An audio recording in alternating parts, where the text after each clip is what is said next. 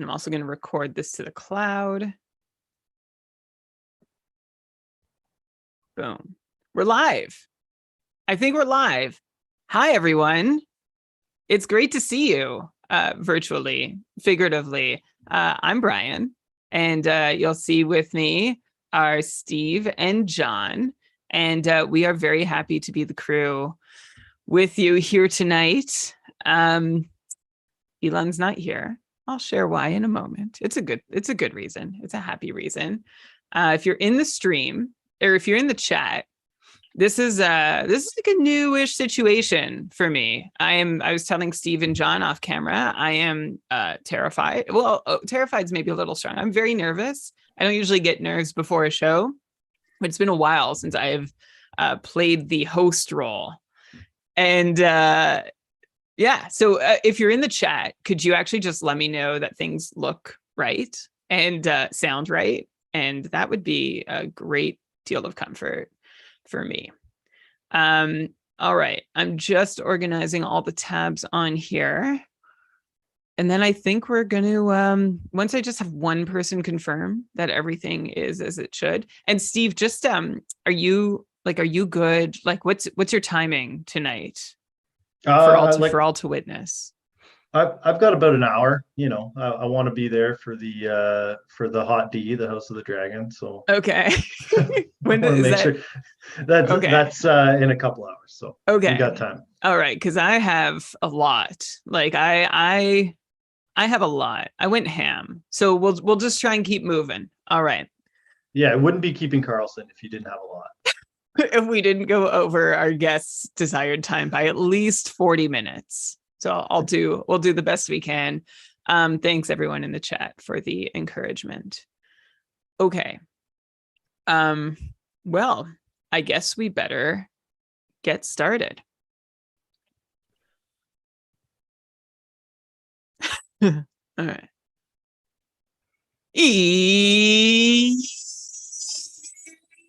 Yes! Welcome, everybody, to another episode of the Keeping Karlsson Fantasy Hockey Podcast, the best fantasy hockey podcast in the world, hosted by two guys who won the Cupful Ultimate Championship in the same year that they also became fathers. My name is Brian Gom, and today Elon Dabrowski is not with me. In fact, I'm joined by a very special co-host, but we should start off with some big news right off the hop.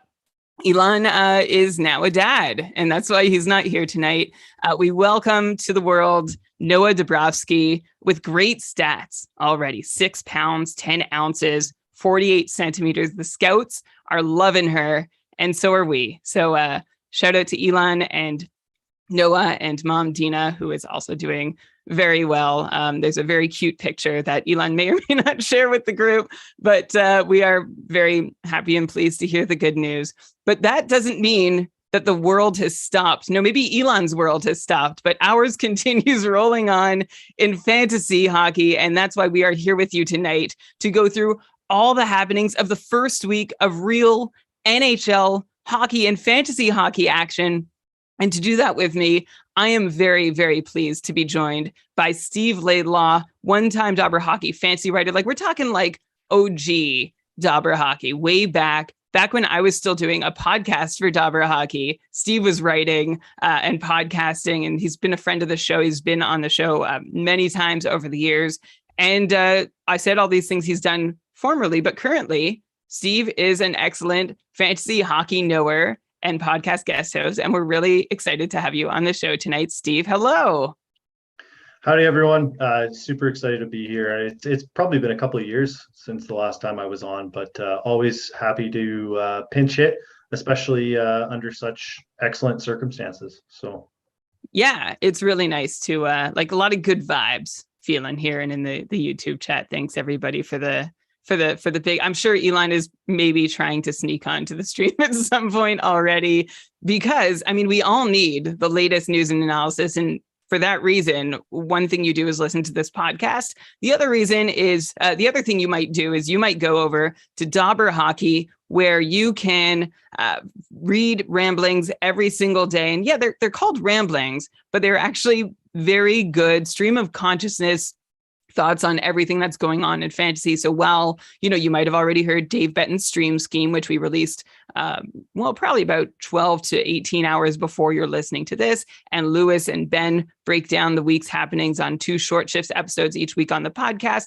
There are daily ramblings and articles over at Dobra Hockey so that you know exactly what you need to know for your team to dominate your fantasy league, even if it's a tough one. All the pros know that you go to dobberhockey.com to stay on top of the news. But I don't want to, I think that's it. I think the only other thing I'll mention is if this is your first time listening to the show, welcome. We're happy to have you. It's a new fantasy hockey season. We hope we can help you win a championship this year. 2 things we'd love. The first is if you enjoy the show, please go ahead and write us a review on whatever podcasting service you listen to and subscribe. We'd really very much appreciate that. The other thing we'd appreciate you doing is if you don't like the show, to not write a review. That would hurt us. So please don't do that. But also, if you're really into it, and you like what you're hearing, you like more, why don't you check out our Patreon? It's too early to plug this. This is not something Elon would ever do. So I'm actually going to not even tell you the link for it. You can check the show notes. And we should get on to the biggest hockey headlines of the week. And I think we're going to start with injuries. The biggest one, the injury that has rocked the hockey world. Oh my goodness. Matt Murray left practice yesterday with what appeared to be a tweak. We waited and waited while all we knew was that he went to talk to Curtis Sanford. He went over by himself, then disappeared. And with bated breath, we waited for the Matt Murray news, which some of us knew, it was already coming. Like, if we were to measure time in Matt Murray's, Leafs fans are now officially one Matt Murray older. And the cycle of one Matt Murray, well known to Pittsburgh and Ottawa fans, is there's some preseason promise. There's reason to believe. And then, hey, he backs it up with a good performance. And then, there's a shaky performance with questionable goals, but there's still hope. And then a random tweak out of nowhere. What? I didn't even see that happen. And then guess what? That tweak is now a long-term injury. Goodbye, Matt Murray, for the foreseeable future. And that is the length of time of one Matt Murray. But whose time is it now? It's Ilya Samsonov's, who's now put up 2 consecutive great starts as the only NHL goalie in the Leafs net at the moment, stopping a combined 50 of 54 shots for wins against Washington and Ottawa, adding up to a .926 save percentage. Now, Samsonov is a guy who has lost a lot of faith from those who believed in him. An .896 save percentage last year with just 33% quality start percentage. Before that, not much better, a .902 save percentage with a quality start percentage below 40%. So, Steve, now that Samsonov appears to have a shot to really establish himself as somebody who could take the net, like, this is his chance. The way we're seeing Talbot got injured in Ottawa, so Forsberg has an opening. This is a huge opening for Ilya Samsonov, who was once this big blue chip prospect who's fallen by the wayside a bit, and how much we really hope to expect from him. Do you have faith, Steve Laidlaw, that this is an opportunity that Ilya Samsonov can make the most of? I think so. I mean, ultimately, it's never a good sign when your team desperately doesn't want to pay you, like the Washington Capitals desperately didn't want to pay Samsonov. Like they gave away their entire goaltending room and they completely turned it over, as did the Leafs. And sometimes it's because of what those goaltenders were doing, and sometimes it's because of what the team was doing. And I think that under these circumstances, I think both teams were right to want to turn to new options. And Samsonov is probably, like, I don't know, the bottom tier of the Russian goaltending. Like, how many of them are there now? Like a dozen that are in the league, at least a half dozen. And he's probably the bottom one out of all those, but still young, still talented. And the Leafs are like a bona fide top 10 team, legit defensive team. I think that there's going to be nights where they just can't handle team speed and he gets lit up like a Christmas tree. So he's going to be a flammable option, but ultimately they're going to win a lot of games. Like, they're going to be up around 50 wins. And if he's getting 60 starts, he's probably going to be in net for 40 of those. How long's Murray out for? I don't know. He's on LTIR, so who knows? Yeah, it's going to be, I think the last thing I saw was that it's at least 4 weeks and it's like an adductor injury, which like is kind of like poetic because that's the injury that the Sens lost Dominik Hasek to in the year they were really going to contend for the cup. Finally had a goalie, and the Leafs. I mean, Matt Murray's no Dominik Hasek, but there's an interesting line about as thin as an adductor muscle, which I don't actually know what it is, but unfortunately it is broken on Matt Murray. So the Leafs have recalled Eric Kallgren to come and help Ilya Samsonov, who we didn't see much from last year. And honestly, we saw him perform, but we didn't see much by the ways of performance. And so I'm not that optimistic that he can hold down any amount of consistent play over several consecutive starts. But one other Leaf that was able to get called up, thanks to Matt Murray and his contract going on LTIR, is Nick Robertson getting called up back to the big club. Now, he is rumored to maybe be in line for a spot alongside Tavares and Nylander. Nylander was sick from today's practice, so we actually don't know how things will shake out. But Robertson could end up flanking Tavares. Of course, Dennis Malgin is the other player in this whole mix here. Nick Robertson, was sort of favored or hoped to make the opening night roster. He's showed some growth in training camp. He didn't quite make it, maybe because of salary, maybe because just wasn't there yet, but had a great year in the AHL last season, 28 points in 28 games, including 16 goals. Saw some time with the Leafs, but mostly in a bottom six role. Steve, is this where you see Nick Robertson able to make an impact, or do you think he's not quite there yet?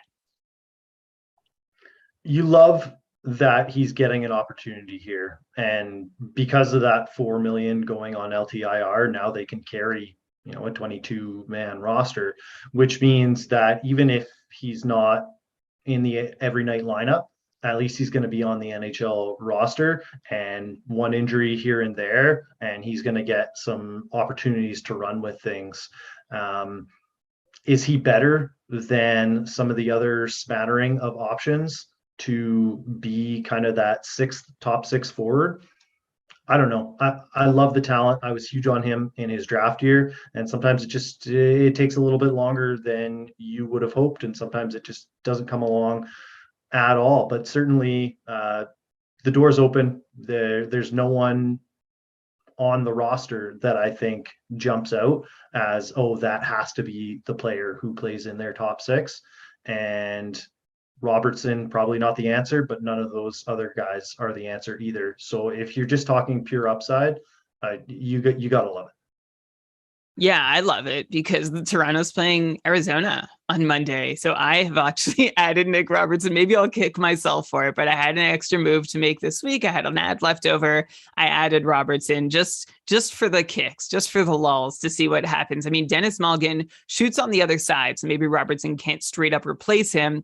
But Malgin's done nothing with the opportunity he's had so far, about 12 minutes a night. He has not taken a shot on goal since the season opener against Montreal. So that's 2 games where he had one cardio run against Washington with zeros across the board. At least he threw a few hits against Ottawa, but he's really not doing a whole lot out there, which makes me hope for Nick Robertson. Let's move on to another injury that really rocked a lot of rosters early on in this fantasy hockey season. Patrick Laine took a real bad turn into the boards. It looked like his arm or hand, wrist, something got crushed in there, and he's out about 3 to 4 weeks is the latest news, which is bad news for a lot of fantasy managers who were excited for him, but not just for him this season, but for what he could do for Boone Jenner and Johnny Gaudreau. This was supposed to be a threesome that could really get together and do big things, produce for their fantasy managers. And now that's not an option. So that's a big bummer that Patrick Laine's out. And I guess before I ask you about the replacement, Steve, I'm going to just ask you, how much does this impact Gaudreau and Jenner? Like, do you think this downgrades how much we can expect to see from them with Laine out? Or do you think the two of them, plus it's going to be Gustav Nyquist, it looks out, that's enough for them to be able to keep on clicking without missing too many point opportunities? Well, I heard it was Justin Danforth, which is just... Yeah. So like it started with Justin Danforth. Okay. Initially, so Justin Danforth, for anyone who doesn't know, who is this guy? 29-year-old journeyman, after playing a little bit in several like pro leagues in North America, like the AHL for sure. I think he might have spent some time in the ECHL too. He went over to play in Finland for a bit, also in the KHL. Now he's back in North America for the second year. He's 29 years old. This is just his second season making NHL appearances. So he joined Jenner and Gaudreau. He picked up an assist in 20 and a half minutes of ice time. But after that game, Danforth was not on the top line anymore. It was Gustav Nyquist, who now has goals in 2 consecutive games, has 3 shots on goal in consecutive games. Like Gustav Nyquist is this known tease, right? Like he always seems to just creep up. He loves straddling that line between fantasy relevant and free agent fodder. I'm worried he's doing it again. Although it is worth mentioning that Justin Danforth and newly signed rookie, exciting rookie, I don't know about this year, but maybe in the future, Kent Johnson were playing on the top power play with Jenner and Gaudreau in the last game for Columbus, rather than Gustav Nyquist, who stayed on the second power play unit. So with all that known, Steve, how do you see this shaking out for Johnny Gaudreau, Boone Jenner, and Zach Werenski losing Laine? And how do you see this shaking out for Gustav Nyquist and Justin Danforth? Can they offer any fantasy promise in their new positions on line 1 and power play 1, respectively? Well, I guess first question first, Jenner and Gaudreau. I mean, Jenner, just the existence of Johnny Gaudreau means that Jenner is going to have value, and he always has value just because of what he can do in multi-category leagues. But having a legitimate offensive player who can just bounce pucks off of him into the net is going to make Jenner relevant. But Gaudreau moving to Columbus, I mean, even with a healthy Laine, this was a big downgrade. Like, he's not going to do what he did last year. And now you take Laine and his maybe 40 goals, but maybe he kind of, his empty calories kind of sucks. I don't know. It honestly, I think it could make Columbus a better team, him being out. So it's not going to help Gaudreau or Jenner, but at the same time, I don't necessarily know that this makes the Columbus Blue Jackets a tremendously worse team. And now you've got a bunch of other players who are kind of promising, who are going to get opportunities. Danforth, I mean, I don't know, no offense to him, but we're probably scraping the bottom of the barrel there. But certainly some of the other options, like I actually like Nyquist, we have seen him have some seasons, and other times he gets buried, but he's a legitimate power play weapon. He's sneaky good, and I think that there's some subtle value there.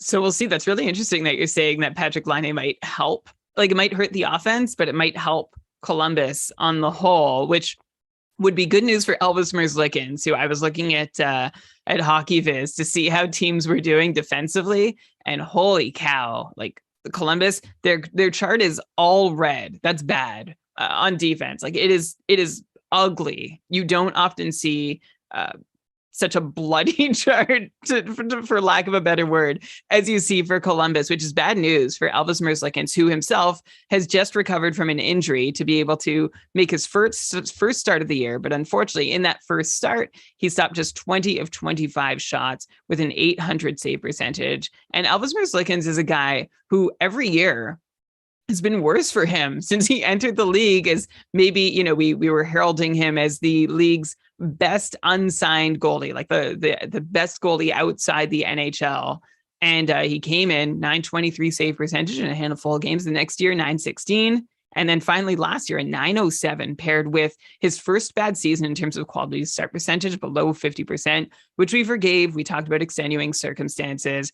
But I mean, we're looking for an earlier impact from Elvis Merzlikins than what he's given us so far. Of course, Daniel Tarasov, who got 2 starts and lost them both, hasn't done much better with an .890 save percentage. But do you think, Steve, that this is a season where Elvis Merzlikins is going to struggle again like he did last year? Or is there a redemption story possible? I'm a big Merzlikins fan, but the reality is in fantasy hockey, you draft teams, not goaltenders. And certainly the goaltenders themselves can have some influence on the team, but Columbus is just not a good team. And Merzlikins, as you say, the shot charts, he can absolutely stand on his head, and he might still be, a bottom third starting goaltender. So he's going to be nowhere near any of my fantasy rosters that count anything outside of wins and shutouts. And even then, he's not going to be that much of a contributing factor because the Blue Jackets probably aren't going to be a top team. Right. So that's a big concern for anybody rostering Merzlikins. I mean, you hope that there's a lot of volume there because they're going to be bad, but you also hope that Merzlikins can withstand when the floodgates open. And we have yet to see, it's been a while since we've seen him do that. It would be really valuable if he could. Okay, let's go to another injury. Actually, we have no update, so maybe we'll just hit on this one quickly. Tyler Bertuzzi left last night's contest on Saturday, mid-game. No update or any information that I could find about what exactly he left for and what the prognosis is here. But he was replaced by Dominik Kubalik. Remember Dominik Kubalik and how he's on the Red Wings? Of course you do. Kubalik has one goal on one shot over 2 games, which is extremely Dominik Kubalik territory. Steve, if Bertuzzi stays out and Kubalik stays on the top line with Larkin and Lucas Raymond, are you at all interested in him? Or are you feeling like I have in the past when he's been on good lines in Chicago, where it's yeah, he could do well, but I could also be risking a fantasy black hole? Yeah, I'm not chasing down Kubalik. There's a lot more hot starters in more intriguing positions who have really cemented what they've done with their hot starts that you could more likely stream in, say, just offhand, a Gabe Vilardi. Would look a lot more intriguing because he's done it over a few games and they're clearly committed to giving him those top power play minutes. So with Detroit, I think we're too early on with what this team has going on to really know whether what we've seen so far from them, both offensively and defensively, is for real. So we're still waiting for things to shake out a little bit. The only people that I would really feel confident in on that roster are Larkin, Perron, Seider, and Raymond. Okay, I noticed you mentioned David Perron there, and I'm going to throw one little wrench into that because he's next on my list. While we're in Detroit, yeah, 1 goal in 2 games, that's fine. 4 shots in 2 games, that's okay. And he's on the top power play. But one concern that I had with David Perron is that he started the season playing almost 17 minutes in his first game. The next game, he saw a 3-minute drop in ice time, playing fewer than 14 minutes. I don't know. For me, that's just a red flag right off the top, and we can't read too much into it. Honestly, I don't even know. I didn't see any reporting, but maybe he was injured or had to go to the bathroom. I'm not sure. So I'm not going to overreact. I'm going to keep all these possibilities in mind. But are we worried at all about the 34-year-old Perron being relevant after 3 straight seasons? It's 70, 85, and 70 point paces in St. Louis, really great. Are we worried about him being able to stay relevant in Detroit, especially if this ice time does not pop back up in the next game or 2? Yeah, I wouldn't sweat the ice time necessarily, but certainly the new circumstance is cause for concern because he was very much cemented in as a one-timer option in St. Louis. He really worked on his shot, the most recent time that he went back to St. Louis, and he developed into a legitimate goal scorer.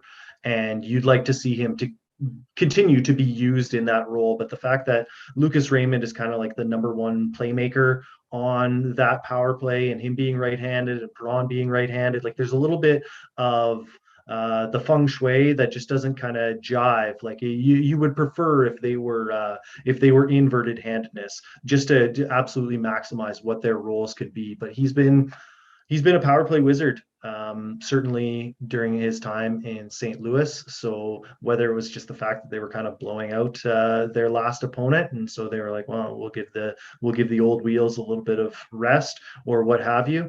Yeah, not concerned about the ice time at this time, but certainly concerned about the new circumstance and just what is Detroit with all these new faces. Yes, let's keep an eye on how you're not worried about the ice time. That's great. I agree. I'm not bringing up to be alarmist, but if this trend continues, let's keep an eye on it. I also liked what you said about Vilardi, which I think we'll come back to later in the show. For now, one more injury.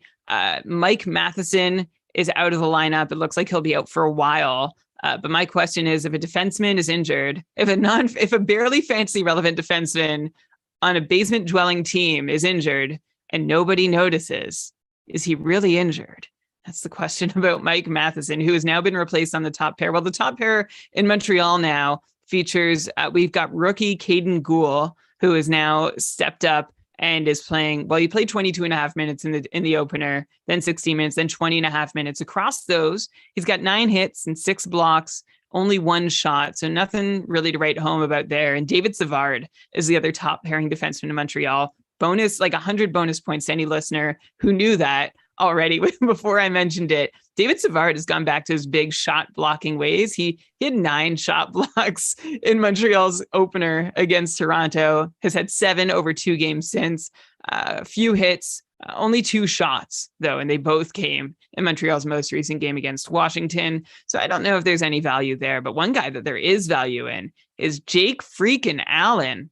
What a start to the season for him, with a big win against Toronto in the opener, stopping 29 of 32 shots, followed by an incredible performance where he stopped 37 of 38 shots for a loss against Detroit, which is going to happen when you're playing for the Montreal Canadiens this year. But Jake Allen, after 2 outings, is a .943 goalie on the season. And this following up on 2 seasons where he's been at .905 and a .907 save percentage in Montreal. But Allen really has been playing some of the best hockey in his career in recent years. Like 3 of his last 4 seasons have been the best of his kind of lengthy career. So it seems like he's figured something out and is embracing this role in Montreal. Steve, my question for you is, if you had Jake Allen right now, I do, in at least one of my leagues, I'm just trying to figure out at what point I might want to sell high or might want to consider it. Like right now, I just want to enjoy the fact that Montreal is going to give up a ton of shots. Like, bring it on. I get points for saves. I don't care if he doesn't win. Wins aren't huge in my format. I just like the volume. But my concern is that after enough volume, he might start falling apart. So my question for you, Steve Laidlaw, is, can Jake Allen, like at what point are we worried about Jake Allen doing so well with so much volume? Because on one hand, it's great, but on the other hand, I'm worried that that dam's going to break. Again, it's goalies. You draft teams, not goalies. So my question for you is, why is Jake Allen on your team other than as a streamer?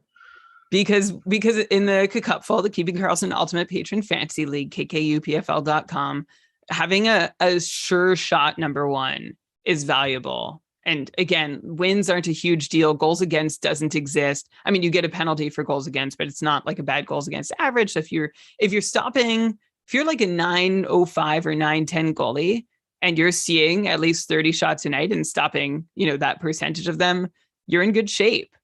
So that's why Jake Allen's on my Cupful team.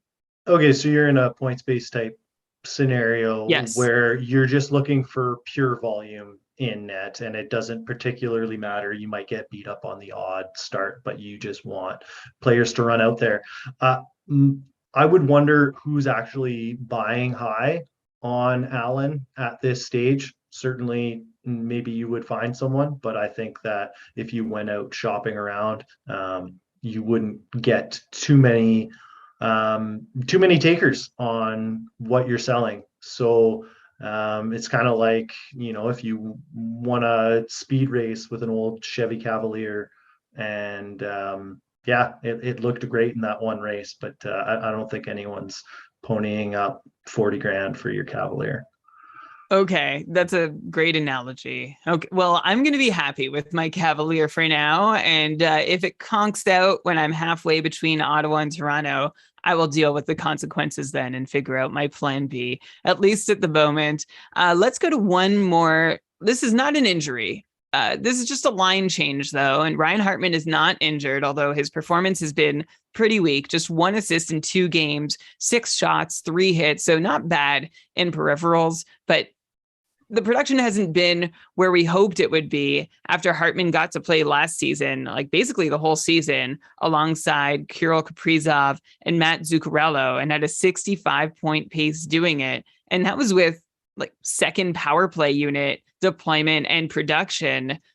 Unfortunately, about a game and a half into this season, in this Wild game that ended with the Wild losing 7-6 to LA, he was bumped off that top line. He was bumped down to, I guess I'm going to call it like line 2A or 2B in Minnesota. This is with Hartman joined Sam Steele and Matt Boldy, which isn't terrible, but Freddie Gaudreau got the bump up to the top line. I guess Minnesota felt like they had to do something. Gaudreau didn't do a ton while he was there. But Steve, I'm wondering if you could pick someone right now between Freddie Gaudreau and Ryan Hartman to roster for, say, the next 5 or 10 games, which one would you pick, or would you say you're not interested in either? I would probably continue to ride with Hartman, but it's always a precarious situation when really the player that is valuable is Kaprizov, and you're just snagging a player who's valuable adjacent.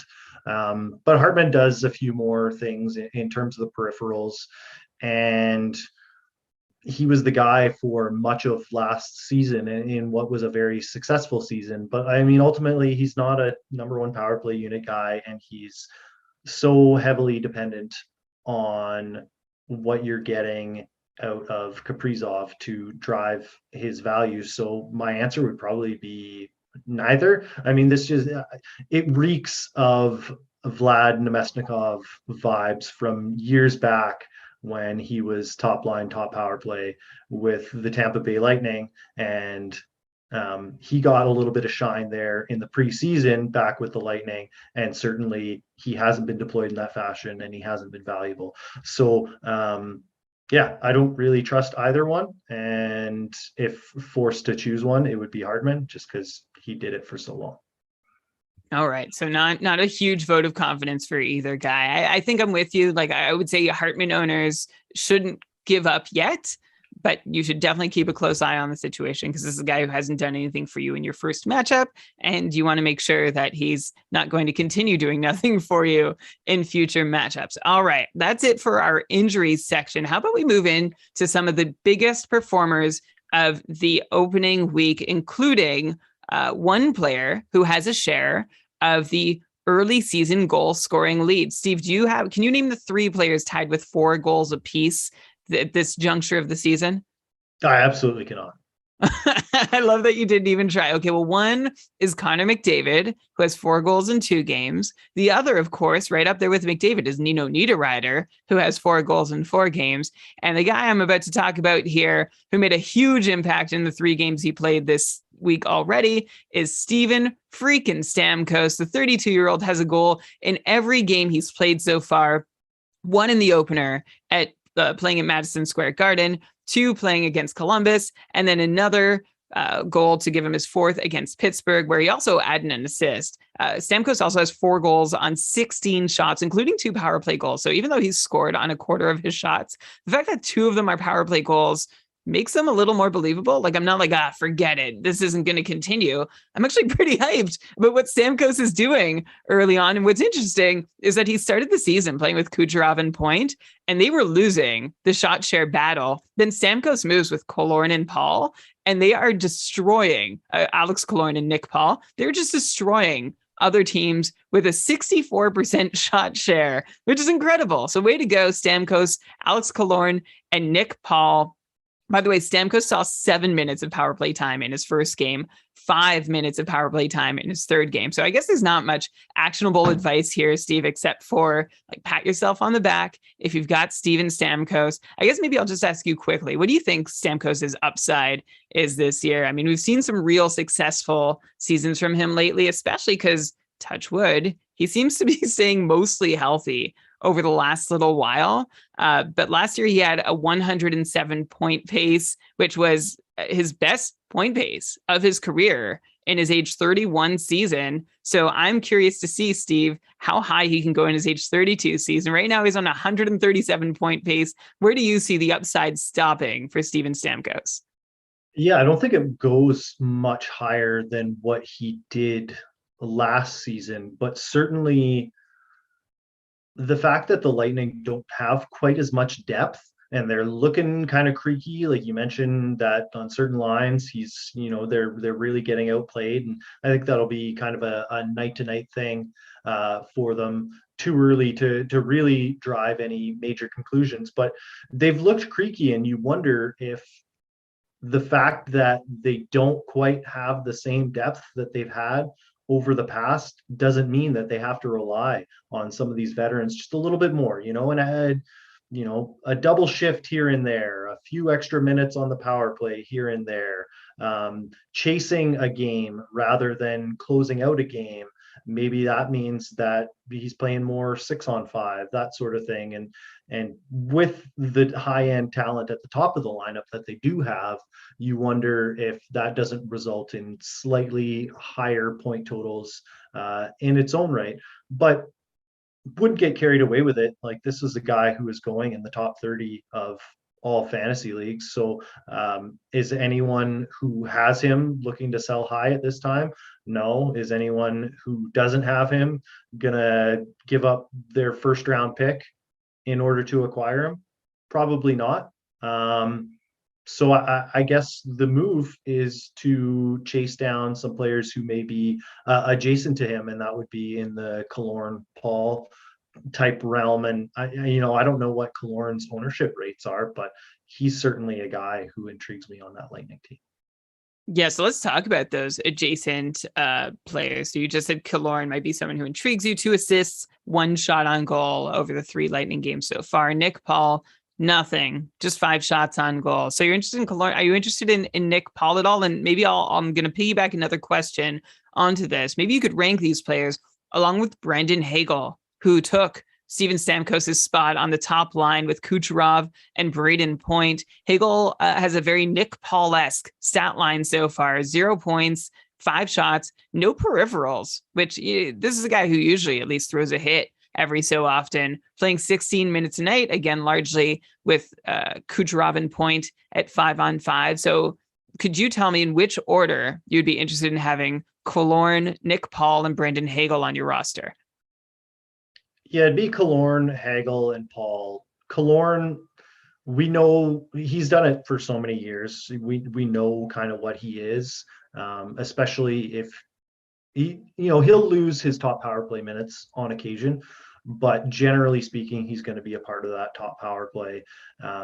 He's going to get you about 2 shots a game. He's going to get you 20 goals, 60-ish points. And he's, maybe 15 to 20 power play points, depending on how the touches go while he is out there on that unit. And neither of those other guys are going to get the consistent top power play minutes the way that Killorn is. Hagel, you could see him stealing those, but he hasn't done it. And until he does it, I'm not going to buy. And then Paul, I just don't necessarily see him as an option. I think they're going to use him for other roles, and his offensive upside is fairly limited. Yeah, Paul seems like maybe the reason why that line is winning the shot share battle so much. Like, he's really great as a 2-way player, and I think that benefits Stamkos. So I like him playing with Stamkos, but I don't necessarily like his fantasy value, similar to what you said. And Killorn last season had a 59-point pace, and this season, I'm with you, Steve. I think he could probably do something similar if he holds on to that top power play spot and keeps playing well with Steven Stamkos. We got a lot of hot streaks still to come, with some cold streaks and maybe a couple other things mixed in betweens. We're going to take a break for just a sec. You're listening to Keeping Karlsson. All right, welcome back to the Keeping Karlsson Fantasy Hockey Podcast. We were just talking about Steven Stamkos' hot start to the season. How about another established player, Steve, just to at least give some kudos to, and wonder if maybe we're just seeing a new side to Mark Scheifele, just going hard out of the gate. Now, Winnipeg has just played 1 game, but in that game, Mark Scheifele, who averaged just shy of 2.5 shots per game, very consistently for the last 4 seasons, he put 7 shots on goal. That is Scheifele's biggest single game shot total since 2019-20 season, when he had 7 shots against San Jose in February, 8 shots a couple months earlier versus Dallas. Since then, he's had 6 shots 3 times, but never 7 until just recently. And oh yeah, Scheifele scored on 2 of those 7 shots he took. Like, Mark Scheifele is this consistently stellar converter. He scored on nearly 18% of his shots over the last 3 seasons, and really for the majority of his career. So if Scheifele started ratcheting up his shot totals and held that percentage, that would give him literally 1 goal per game, actually more than 1 goal per game if you do the math. So are we about to see an 82 goal season from angry Mark Scheifele? I mean, I think we both know that's not going to happen. Nah. However, a career season from Scheifele, really, I want to see more. I want to see a game where they're not playing the Rangers, and I'm presuming that there was some penalty power play type scenario Just 2 minutes that of power play contributed to. time, That's actually. wild. Yeah. Okay. Well, I retract that statement. In any case, I want to see how Rick Bowness handles the ice time, because we talked about it with the Tampa Bay Lightning, how their reduction in depth could lead to top players playing more. That's a scenario that has been playing out for the Winnipeg Jets for the past few seasons, and it's played well for guys like Scheifele and Wheeler and Kyle Connor, and somehow not Nikolai Ehlers, but that's neither here nor there. The bottom line is, if he's not allowed to extend shifts the way that he used to, and he's not getting 20 minutes a night, then we might see more games where he actually goes under his shot total than what we just saw. So I'm really intrigued to see exactly what we get in terms of ice time. And I think that the opportunity is probably not going to be there the same way that it was. Yeah, I think I tend. What's really interesting, actually, you mentioned Rick Bowness coaching Winnipeg and seeing how that affects Scheifele. I don't know about you, but I've been seeing like things coming out from Dallas now about players reacting to the first couple games and saying we're free. Like there's so many things we can do that we couldn't do before, and it feels good, and we're excited. Like Rupe Hintz had a great game to start. Just I think his most recent game, I think it was on Saturday night. He had a couple goals. Miro Heiskanen's also been talking about how he feels readier to start the breakout. So we'll see whether things turn the other way in Winnipeg. One place where we expected things to turn really bad to start the season, but we have been surprised because they haven't, is over in Philadelphia, where the Flyers are off to an impressive start in like everywhere, in every way. They are 2-0, which I don't think, I don't know. I didn't really have them winning their second game of the season until maybe the third or fourth week of it. But the Flyers beat the Devils 5-2 and then came back to beat the Canucks 3-2 on Saturday night. And there is a lot of fantasy value happening in those 8 goals. Like Flyers were a team that I was generally staying away from in my drafts. And if you look at their lines, they're kind of, neither is so appealing. On line 1, it's the only line I think I'm going to name, because the others are sort of, I'm not sure. But you've got Kevin Hayes, Konechny, and Scott Laughton. On line 2, you've got Joel Farabee, Wade Allison, and Noah Cates. And on, well, I guess I'm naming lines. On line 3, you've got James Van Riemsdyk, Morgan Frost, and I think his name is Taylor Laczynski. I don't even know. And then on their top power play, you've got JVR, Hayes, Konechny, and Farabee working with Tony DeAngelo. And again, I'm seeing a lot of names, and you're probably like, still, how is this? Like, what about them? Well, Travis Konechny with 3 goals and an assist for 4 points and 6 shots in 2 games. He's also added a full minute of ice time per night over what he was averaging last year so far. I haven't even mentioned the defense. Ivan Provorov, holy cow, 3 assists for 3 points in 2 games and 9 shots. I had to wait 3 weeks for Provorov to do that on my fantasy roster last year. Oh, did I mention Provorov also had 9 hits and 11 blocks, even though he's so far averaging 2 fewer minutes a night on ice than he was last year. Then, of course, Tony DeAngelo is a new addition, a goal and 2 assists for 3 points, 4 shots, 2 power play points, and 6 blocks in the 2 games of Flyers. Like, filling categories, Tony DeAngelo? What? Also, Tony DeAngelo is playing 25 and a half minutes a night. He has never played more than 20 minutes a night on average. He rarely did it in a single night. In part, this is like my mind is getting blown over and over here, because Tony DeAngelo is playing extra minutes on the penalty kill. Yes, he's seeing over half of the Flyers' shorthanded time on ice in a role that he's never been entrusted with anywhere before. So I guess maybe that's where these blocks are coming from. And then you've got JVR, 3 assists and 3 shots. Kevin Hayes, 3 assists, 5 shots, 2 power play points, 3 more minutes a night. He's averaging like easily a career high. Scott Laughton has a goal on 6 shots. Wade Allison has a goal on 5 shots. there's a lot of these guys you would have been very happy to stream in and get a performance like this from. Steve, I've just named so many players. Which of these guys do you think is going to be worth rostering for another consecutive matchup or beyond?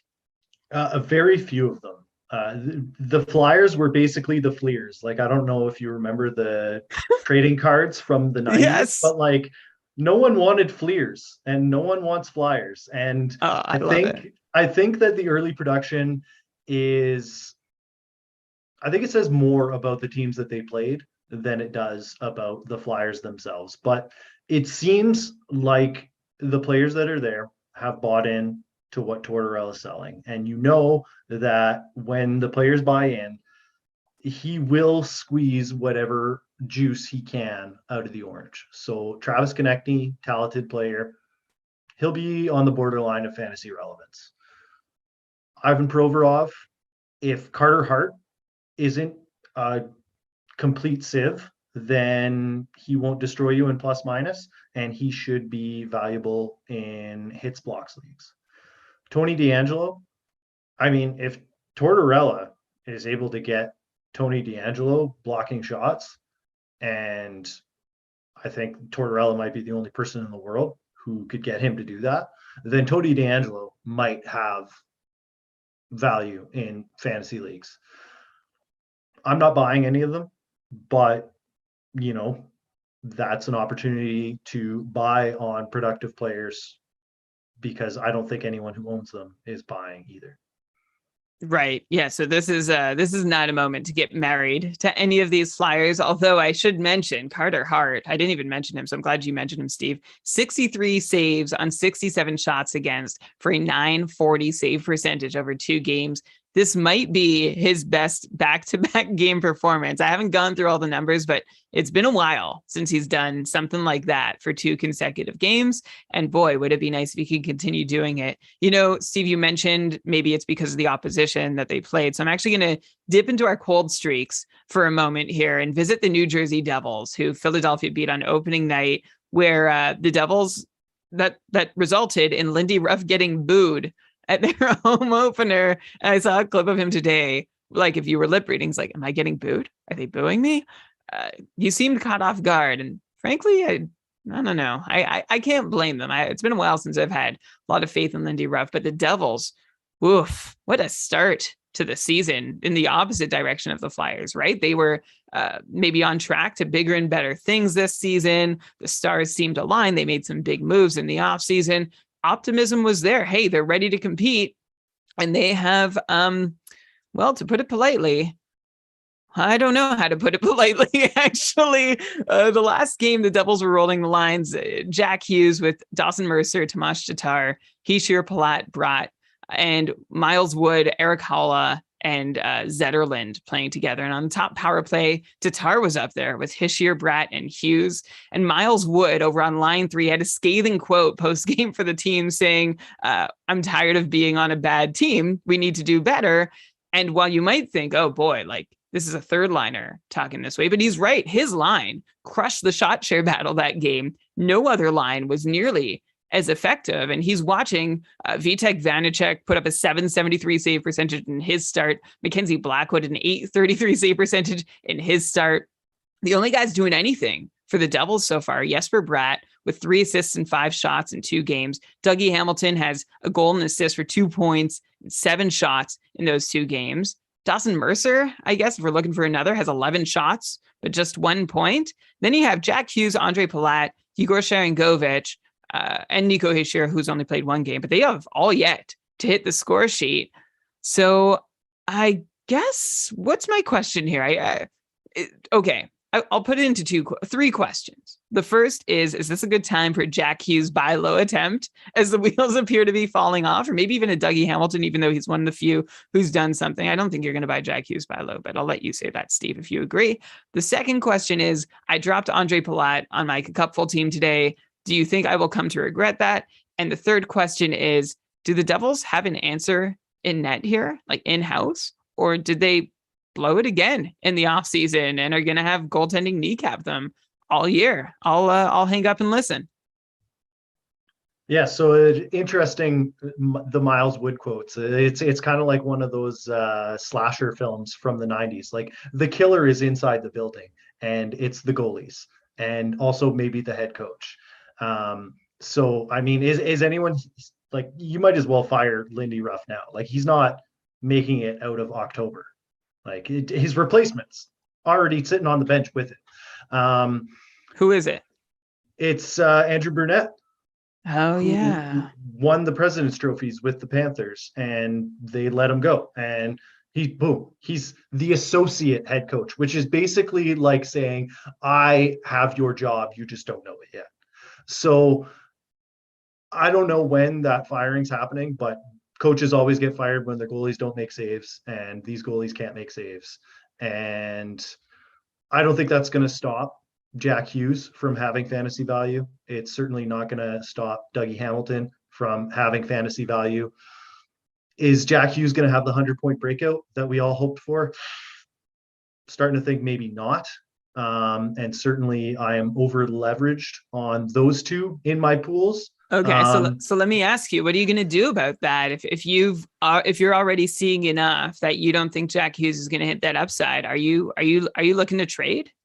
Well, you can't shop around because you're only going to get thrown crappy offers. So he's going to be a point per game guy, and you just ride that out. But I think that the instinct to dump Palat and maybe some of the other adjacent, because it's going to be a lineup blender trying to find things that work, and it may be like that until Brunette is the head coach, and then you might find some stability on that roster. And once there's stability, then maybe you can start looking for those peripheral options. But on a bad team, there's only ever a few guys that you want, and you want the premium names, and those are the ones that I would go for. I'm relieved to hear you say that. I'm trying to learn the lesson that I learned a couple years back when Tomas Tatar was signed by the Devils. And I thought this is a perfect complementary player to what the team needs.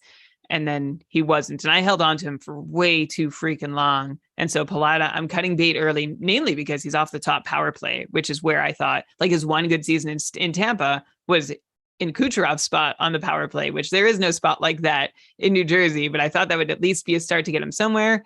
It hasn't been so far. Clearly, Tomas Tatar is back on the top line. I feel like they're personally trolling me, but let's move on. I feel a little validated. Thank you for that.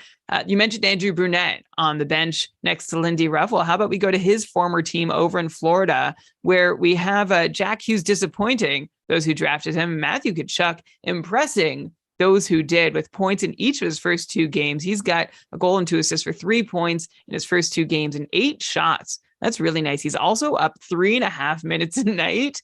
But I think that is, Steve, you mentioned power play time being a potential culprit earlier. I think that is a culprit here. He's seen more than 13 minutes on the power play so far. So we'll see just how many minutes a night Matthew Tkachuk gets when that power play time evens out.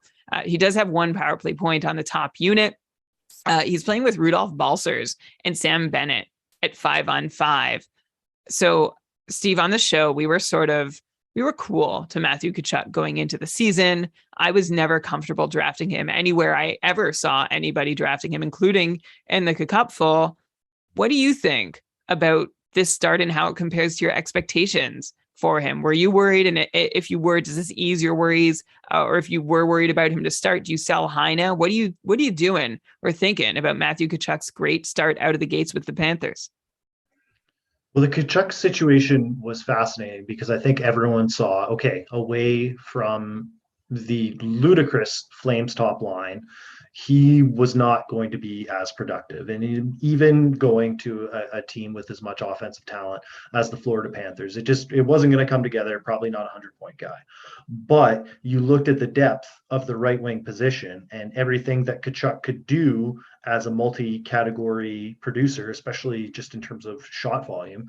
And the reality was that, yeah, this is still a top 20 guy, even though he's maybe maxing out at 85 points. Multi-category producer, I've said it a bunch of times, but that's what he is. And the right wing position, like he was still a top 5 right winger, and just the drop off relative to the left wing was huge. So you could justify taking him in the early teens and feel comfortable that this was a good decision just because you were going to struggle to fill right wing otherwise. Right. So this is a boon for anybody who's got him. But like, just to put that into, like, are you saying don't get too comfortable, or are you feeling comfortable? You draft a guy in the top 30 to have him all year. So you just ride it out, and there's going to be ups and there's going to be downs. But the greater intrigue is going to be what he can make of those silly line mates that they have him playing with. Yeah, right. That's the concern. I mean, I saw him beyond the top 30.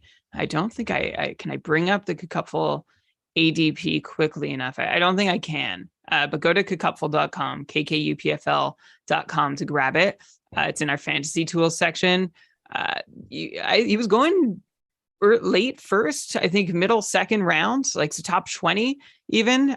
So a couple guys, let's talk about a couple other guys in Florida before we move on from Tkachuk, who I think you're right. Like, if you were worried about him, you wouldn't have drafted him where you did, and now you're just feeling justified. And so I don't think anybody is worried about Matthew Tkachuk, who has him on their roster. Sam Bennett, I think people who are rostering him are worried. Nothing in 2 games, despite seeing more ice time so far this year. Only 3 shots through 2 outings, only 2 hits, of course. Both games he's played have been road games, which we know historically, Sam Bennett mysteriously does not get the shots and hits on the road that he's credited with at home. So maybe wait till he's back home to make some judgment. And another player who I had good vibes on going into the season, but he has not rewarded or fulfilled those vibes, is Carter Verhaeghe. What a 69-point pace as a sophomore in his first meaningful offensive role of his career in 2020, 2021, playing alongside Alex Barkov. And then last season, Verhaeghe's 58-point pace, it wasn't awful, but the way he did it was he went AWOL for large stretches, was a frustrating hold, and we couldn't actually find anything wrong with him when we dug into the numbers, which is one reason why I had good vibes. I'm like, okay, whatever was happening last year in the past, we're just going to pick up where we left off and be back at that 65, 70-point pace. Now Verhaeghe is playing with Barkov and Reinhart and has no points to his name after 2 games, only 2 shots. Is there still hope for this 27-year-old to produce, or Sam Bennett to produce, Steve? They're both in reasonable spots on the depth chart, right? They're both in the top 6. Neither one is on the top power play. If you had both and had to drop one, which one would you drop and which one would you keep?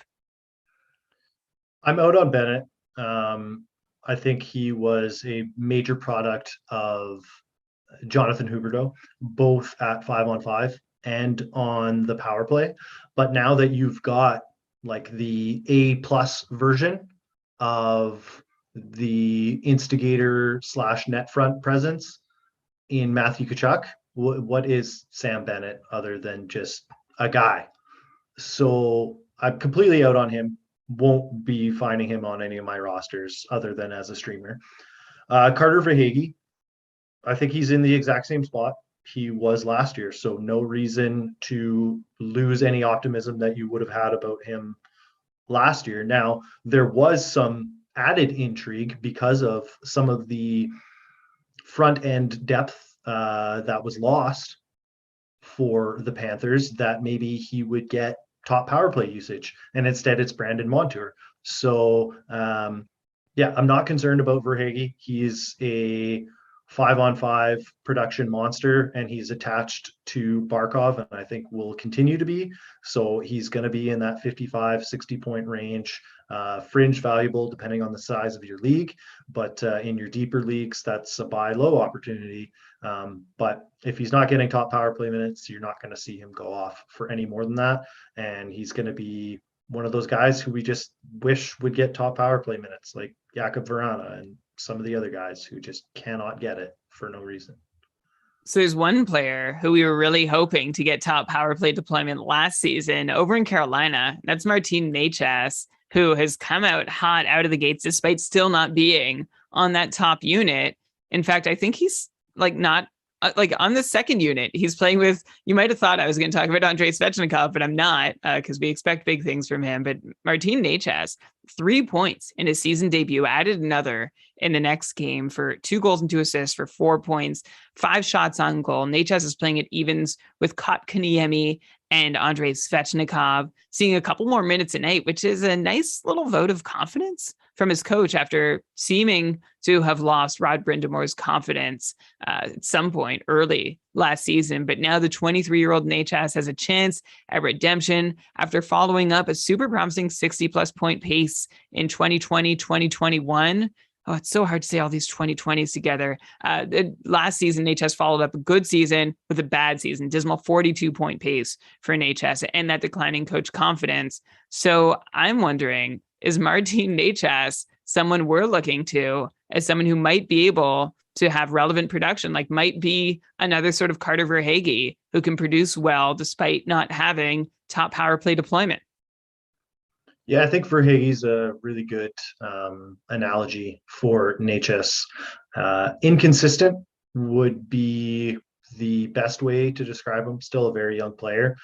So that would be kind of why he fell out of favor for a while there. And if he's not scoring, like what is he kind of doing for you? Because he's not going to be getting those top power play minutes without a ton of injuries. So I like it. I don't love it. But certainly a player that I love the talent. It's just, the opportunity is not going to be there. So the upside is it's capped.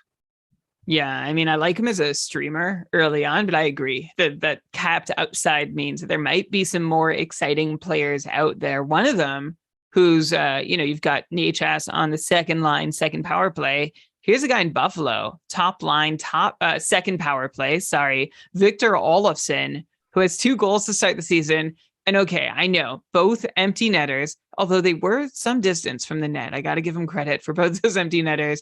But Olofsson also took 5 shots in addition to those 2 empty net goals. So 7 total, is playing on the top line and playing a shooter role on the second power play unit with potential.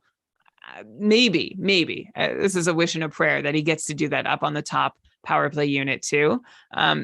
I also think it's a good sign that Olofsson was on the ice with an empty net twice, right? Like that's a good sign that anytime Buffalo's up by 1 or 2 and has an empty net on the other side, Olofsson might be someone who gets that opportunity to put a goal in that empty net. But even if Olofsson's goal scoring so far is a fluke, are you interested, given that he's on the top line with Tage Thompson and Jeff Skinner at 5-on-5? He's kind of a rich man's Dominique Kubalik. Okay, I actually really like that comparison. And I feel, it sounds like you also feel there's not a whole lot more to be said. I mean, playing with Tage Thompson and Jeff Skinner isn't the boon we hoped it would be either at the start of the season. Tage Thompson had a big breakout last year with 68 points, including 38 goals in 78 games. That's a 71-point pace. And now he's coming in highly touted. Now we're like, oh, Tage Thompson's here for his age 25 season. And he's laid a couple of goose eggs on the score sheet to start the year. Only 4 shots also, which I would have hoped for 6. Like, I wouldn't be upset if it was 6, but 4, my eyebrow was raised, Tage. Also, Buffalo, I don't know if you have any insight into this, Steve, but Buffalo seems to have been splitting power play time between their first and second unit. I'm not sure if that's intentional or like has just been the way things have played out. So let's keep watching. And then Jeff Skinner, no point, 7 shots. So I'm less worried about him. He had only 1 shot in his debut. That was frustrating, but then followed up with 6 shots in his second outing of the year. So that seems good for Skinner. But should anyone be panicking? Like, Steve, if you invested in Tage Thompson or Jeff Skinner in your draft at, appropriate, reasonable moments in your draft, are you starting to panic and think, oopsie, I might have made a mistake? Well, if you invested in Tage Thompson and Jeff Skinner at appropriate moments in your draft, then you would never panic because those were some of your last picks and you can just shuffle them off for other options on the waiver wire. I'm actually, the Sabres are super intriguing because they've reached this point in the development cycle where they've got lots of talent and none of it is amazing.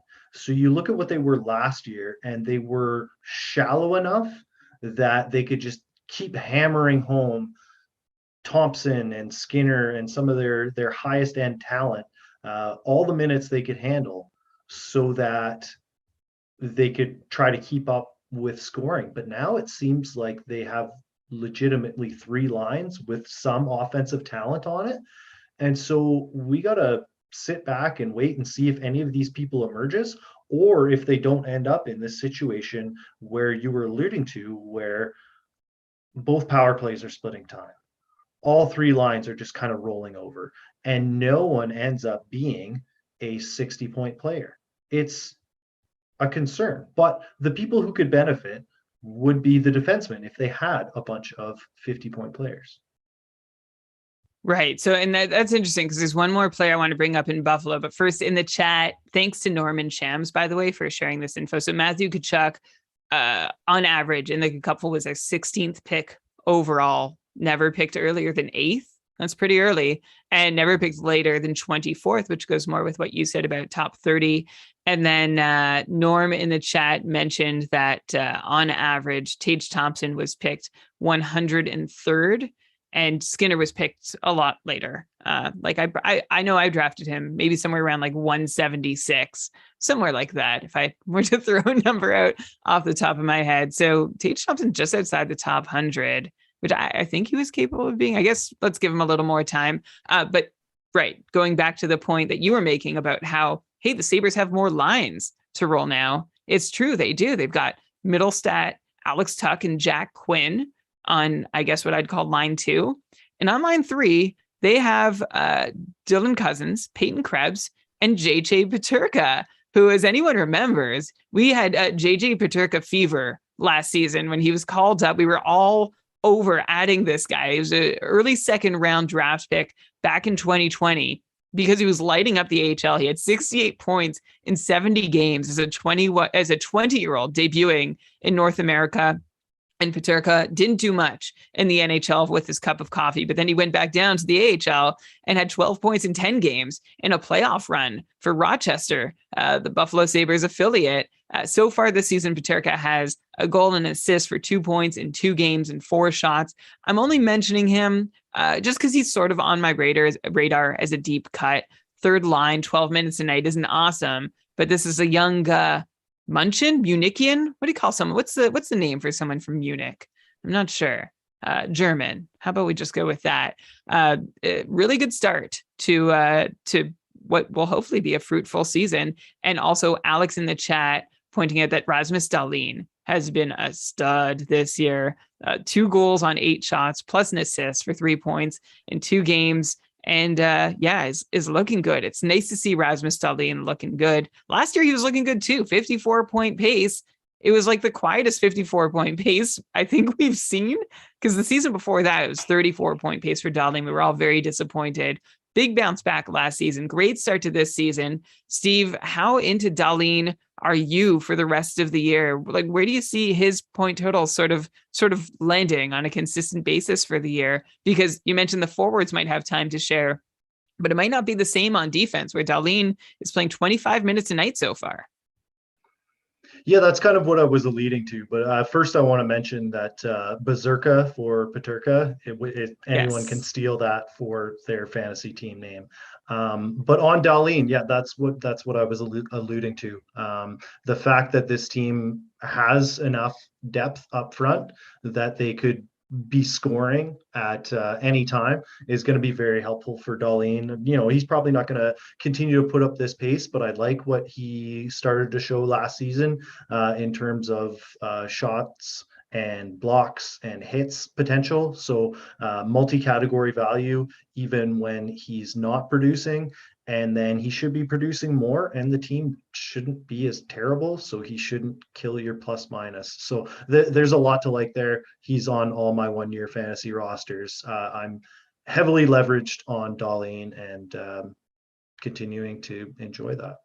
Lucky you. I wish I got Darlene on a roster this year. I didn't. But there are some guys still on the list to talk about tonight who you might also enjoy having on your roster. Maybe some deeper cuts you can add for this week, and then some guys who you might be sad that you have on your roster at this juncture of the season. We're going to talk about them too in part 2 of tonight's episode. So thanks a lot for listening to part 1. You should be able to head straight over to the second part of this episode in your feed. Thanks for listening to this one, and we'll see you in the next one. Bam. All right. Steve, we are we've gone a while. There's still a bunch. Are you still good to keep rolling? Yeah, I got a good let's say 45 minutes. Okay. Great. I will try and push, and then anytime you need to go, you can go. And I will you're good. All right. Sounds good. Okay. Welcome back to part 2 of this week's episode of the Keeping Karlsson Fantasy Hockey Podcast. I'm your host, Brian Com, and I'm joined by our special guest host, Steve Laidlaw. In part 1, if you haven't listened to it yet, we have cruised through some of the hottest streaks and biggest names and line changes and injuries that we've seen from the first NHL fantasy game week. And now we're getting into some of the deeper cuts here. And this one might not be so deep. We've got Alexis. I always mess up his name. Alexis Lafreniere, who has started better than he did last year. And mostly because of his ice time. He's playing 17 minutes a night, which is 3 more than he averaged last season. And in 3 games, he's managed 13 shots on goal, 6 hits to go with it. And he has 2 assists to go with all that. It's funny that that's the third piece of information, but I feel like there's a lot of good signs here. Lafreniere is playing with Vincent Trocheck and Artemi Panarin at 5-on-5. And then you've got Kaapo Kakko. I'm gonna lump him into this question too, because Kakko is playing with Zibanejad and Kreider. And in 3 games, Kakko has a goal on 7 shots with 4 hits and 4 blocks, seeing about the same ice time as last year. So I'm wondering, Steve, if you see any early indications that this could be the year that Lafreniere and or Kakko make themselves fantasy relevant for a whole season, or at least a huge chunk of it.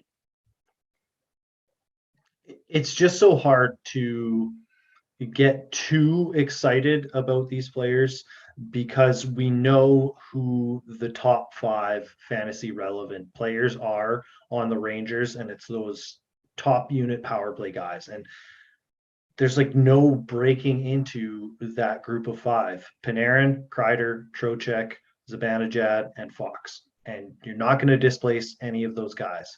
So how relevant do you get to be? You can be as good as, say, a Carter Verhaeghe, to shoot back to an example that we talked about in part 1.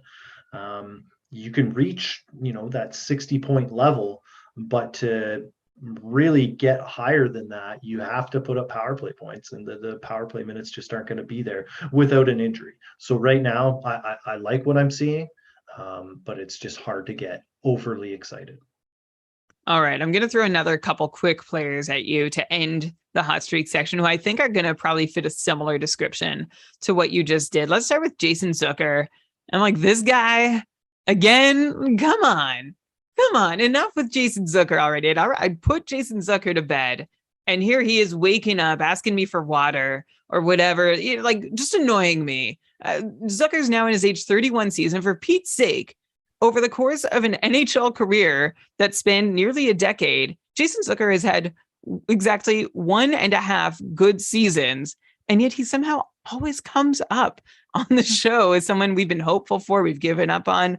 But since that one good season that Zucker had, the 64-point pace in 2017-18, his point paces have been 43, 56, 39, 34. But now Jason Zucker's out of the gates with 3 points in 2 games, 6 shots, playing 15 minutes a night alongside Evgeny Malkin and Brian Rust. He's back on the second line. Last year, he was basically playing with Jeff Carter and Kasperi Kapanen after years of flirting with regular Malkin time on ice, which of course, is only so possible based on Malkin's injury record. So I'm wondering if Jason Zucker can have the second fully fantasy relevant season of his career in what's his 9th full season in the NHL. The Penguins look really, really good when they're healthy, and it's early, and they're so old. They're like as old as I am. And I wake up every morning, I roll out of, and I'm not that old, but I wake up every morning and I roll out of bed and I just listen to my joints play popcorn as I hit the floor. And I can only imagine what it's like to do that as a professional athlete, just absolutely grinding it out every single day. So yeah, they look good now. And let's see what it looks like in a month when the little injuries start to pop up. And Zucker is no stranger to those. So yeah, he'd be great to ride for as long as you can. And then as soon as he's hurt, or Malkin's hurt, or someone else gets hurt and they start going into the lineup blender, it won't be as exciting.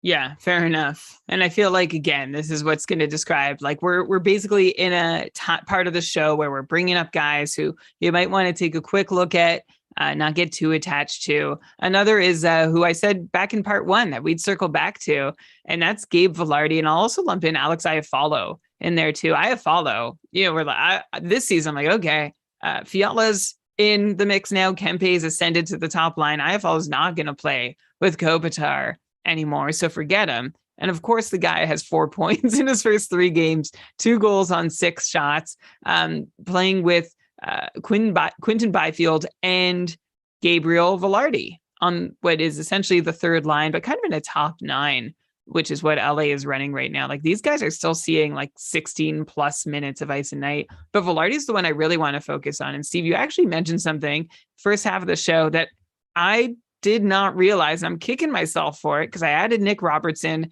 And I think had I realized that Gabe Vilardi was playing on the top power play in LA, I might have been more interested in him, especially because the Kings have a Monday, Tuesday schedule, because Vilardi has 4 points in 3 games as well, 2 goals on 5 shots, and none of it coming on the power play yet, even though he's seeing like 4 minutes of power play time per night, which is a pretty good place to be when you have 4 points in 3 games plus top power play time where you haven't even cashed in yet. So my question is, if Gabe Vilardi can keep up some reasonable points at 5-on-5, which he's gone beyond so far, but I assume they'll come back down, being on the top power play unit and on a line that seems to be getting relatively decent playing time in the top 9, is Gabe Vilardi approaching must-own territory? I wouldn't say must own, but he's certainly at the top of the streamers list because you mentioned the enticing schedule coming up. But also, yes, the top power play minutes usage. He had an excellent preseason and training camp, and he's getting a huge push from the Kings.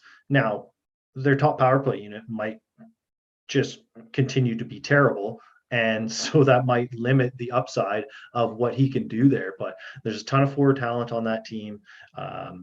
They could get into some real shootouts if their goaltending and defense continues to kind of be roller coastery. But there's a lot of offensive talent up front, so they might just embrace those roller coaster rides, and there could be a lot of offense to be had. I'm not shooting the moon, but certainly he's one of those ones who opportunity and kind of that post-hype sleeper talent are all coalescing to someone that I wouldn't mind having shares in right now. All right. And just to end our hot streak section, I'm going to leave a couple guys on the cutting room floor, but I'm at least going to mention their names. Michael Rasmussen, who had 3 points in his debut for the season. On the third line, he's 23 years old. He's only had a point pace between 24 and 28 points, but is a former 9th overall pick of the Red Wings back in 2017. He's playing with Elmer Soderblom. And, oh man, I really should have written their first names here. Sundqvist. Is it Oscar? Did Oscar end up? It is. Oscar ended up in Detroit. I don't think I even totally realized that until this moment. And of course, Elmer, I always call Arvid by accident because of his goaltending brother. Anyway, Michael Rasmussen is 4th year in the league, on the league's biggest line or something. They're huge. It's like every 1990s or early 2000s GM's or coach's wet dream, like the size and heft of these guys going on the ice. So interesting to keep an eye on. Add him to your watch list, I'd say. And Ellie Tolvanen also playing with in Nashville with Ryan Johansson, Nino Niederreiter, who we'd sort of hoped for bigger things last year.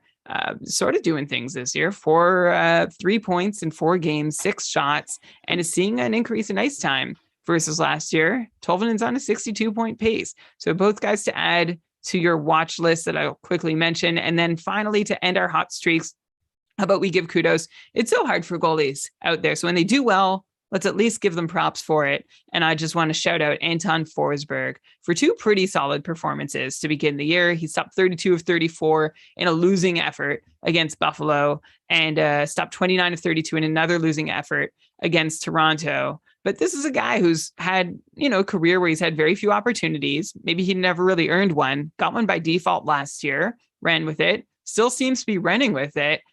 Steve, with Cam Talbot out, do you think there's a chance that Anton Forsberg could actually make himself win the number 1 job in the time that Cam Talbot's injured? I mean, he did so last year, but the question for me is Ottawa as good as the preseason hype was? Well, that brings us into our cold streaks. If you're ready for them, are you ready for them? I mean, I feel kind of like the videos of people taking the cold plunge, but I guess let's dive in.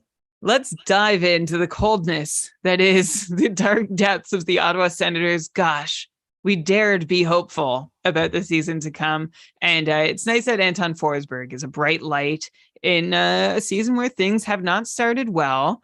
Claude Giroux, after 2 games, the only Senator who has more than a single point. He's got 2 points in 2 games. Only 7 other Sens have pointed, and we're still waiting for Josh Norris's first point, Tim Stützle's first point. I'm waiting for Eric Brandstrom's first point. Oh no, Eric Brandstrom got a point. Way to go, Eric Brandstrom. There's some positive things happening in the shot totals. You've got DeBrincat with 9 shots over 2 games, Tkachuk with 7 over 2 games, and then Giroux and Chabot each with 6 shots over 2 games. So look, they haven't played at home yet. They're a team. They're a new team, basically, who I think are figuring out how to work with one another. I don't know. I didn't end up with any Sens on my rosters, even though I wanted to after my fantasy drafts. I'm wondering if I should go kick tires on some right now, Steve, because maybe they're available for a lower price than they will be for the rest of the season. It's a little bit unnerving in a similar way to the way that the Sabres are unnerving, in that they suddenly have this depth and they're forced to play it. They're going to be giving more minutes to their second power play unit because it has guys like Claude Giroux and Alex DeBrincat on it, and neither of those players should be second power play unit players. And I think they've already changed their power play unit alignments, which is never what you want to see a couple of years into the season. I never put in a ton of shares into this team, between some of the guys being caught up in the Hockey Canada situation potentially, and just the stink of that. And then with all the minutes that kind of have to get split up, it was hard to buy the shares, plus all the preseason hype. It made it difficult to acquire these guys in drafts. So, I've got Chabot in one league, I've got Stützle in another league, but I don't have a ton of shares, and I'm not necessarily going out looking to buy. But certainly I think that the Sens are, on the whole, they're not like a name brand lineup. So they don't have too many name brand guys where you couldn't go out and maybe steal a Stützle or basically anyone but Tkachuk. Right. Yeah. So again, we're going to wait to see a little longer about how they do. But I see you're not thinking, okay, this is the chance to really go and get them for cheap. You want to see them do well first, and I can't blame you for that, because the Sens are not yet in session. Someone else who is not yet in session. Let's talk about a few big names here who were definitely, had some draft capital invested in them, but are not delivering yet. And the Sens, while being one of the youngest teams in the league, a lot of these guys who aren't delivering are oldies. even older than the Penguins, at least some of them. Alex Ovechkin is going to kick off the cold streaks we're talking about here. Unfortunately, after 3 games, Ovechkin is still trying to find the goals column. He's gotten an assist, but that's it. Despite putting up 13 shots and 15 hits, God bless you, Alex Ovechkin. Particularly interesting for Ovechkin, he has seen 18 minutes on the power play through 3 games. That's crazy. He's attempted 20 shots. 9 of them have gotten on net, but he has no goals to show for them. Ovechkin just turned 37. I don't know. It's too early to be seriously asking this question. I mean, has he been living on borrowed time though? I'm gonna go all the way here. Are we worried that the last couple years are not something we can expect to continue at this point for Ovechkin? I'd have slight alarm just from the fact that Ovechkin's starts to the season, the past few seasons, have been so good. So it's like he puts in the time during the off season. He's coming in as fresh as he could possibly be, and he comes out like a rocket. And then just like if you're a racing fan, he hasn't gone in to the pits for new tires, and the wobbly rubbers are just, they're not carrying them very far. So I would be a little bit concerned with the slow start, but ultimately we know his place. If he's not producing, then that team's going to be bad. And so they're just going to be like, okay, well, then Ovechkin, go chase the Gretzky goal race. So his position is cemented. There's no concern about him not getting the use, and he's never hurt. So there's very little to be concerned about from that regard. But I don't know, maybe the team's just bad and he's not going to be an 80+ point guy. I'm not there yet. It's too early to come to those conclusions, but it is just slightly alarming that he's not off to a hot start. And one casualty of his hot start, maybe Ovechkin's having a hard time playing with a couple new line mates, and Connor Brown and Dylan Strome, who's been bumped up to the top line to replace Evgeny Kuznetsov, who's down to the second line. 30 years old Kuznetsov, just an assist in 3 games. This is after a huge season last year where we're like, he's going to be the one feeding Ovechkin to try and break that Gretzky goals record. But so far, not so much. We haven't seen much from him, just that lone assist in 3 games, 5 shots, recently put on the second line. And John Karlsson is pointless in 3 games. Steve, are you worried about either of these guys, or is this like the opposite of a rising tide lifts all ships? A sinking tide does the opposite, sinks all ships. Yeah, I mean, if Ovechkin's stock is a bit of an anchor, then the whole team's going to go down. And I mean, you didn't even mention that Kuznetsov had recently been bumped off the first power play as well. So there's all kinds of concerns with him, who has been one of the most erratic guys. Now, the reality is, if he's not their number one center, then who is? And really, if he's not their number one center, then they don't have one. And same goes for Karlsson as their top defenseman. So those guys are fairly locked into their opportunities. It's just going to be a question of, is this finally the year that the Capitals kind of just implode? And maybe it is, and maybe we'd all be better for it. Well, this is a team where there's no doubt. Let's move on to a team that no doubt they're going to implode. Let's go over to Chicago, where we have another, classic first round pick in Patrick Kane, doing a whole lot of nothing through the first matchup.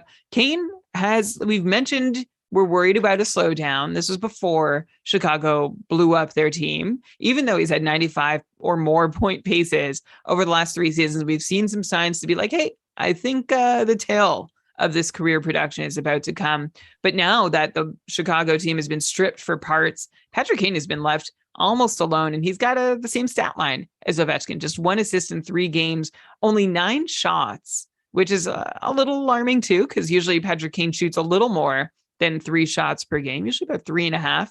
Also, something else alarming about Patrick Kane, he played fewer than 18 minutes in Chicago's opener and less than 19 minutes in their third game, which is really unfamiliar territory for Patrick Kane, who has averaged 22 minutes a night for a long, long time. So, Steve, what's your advice for anybody who has Patrick Kane on their roster, or anyone who doesn't? like if you don't have Patrick Kane, are you looking to buy low? Or if you do have Patrick Kane, how are you thinking you can get out from under this? That's actually the piece I'm more concerned on. I don't think you should buy low, but would you care to disagree? I think your only recourse is to petition fantasy providers to create a new designation similar to the IR or the NA, where CHI allows you to put that player into purgatory, but still retain their rights and pick up a different player, because there is absolutely no one on the Chicago Blackhawks who I think will be valuable unless your league doesn't count plus minus. And therefore, I don't want any of those players anywhere near my roster. And I frankly don't think it's very that all that fair that I can rock a guy like Brad Marchand on my IR until he's ready to emerge and be productive. But Patrick Kane owners can't do the same because it's going to be a nightmare until he's traded. And that might not happen till March. Yeah, and I mean, even when he does, we actually haven't seen a player of his caliber get traded, towards the end of a playoff, like towards the trade deadline. So I'm curious to see what that looks like. Usually we say a player getting traded at the trade deadline is not going to get to play the same starring role that they've played on the team they're leaving.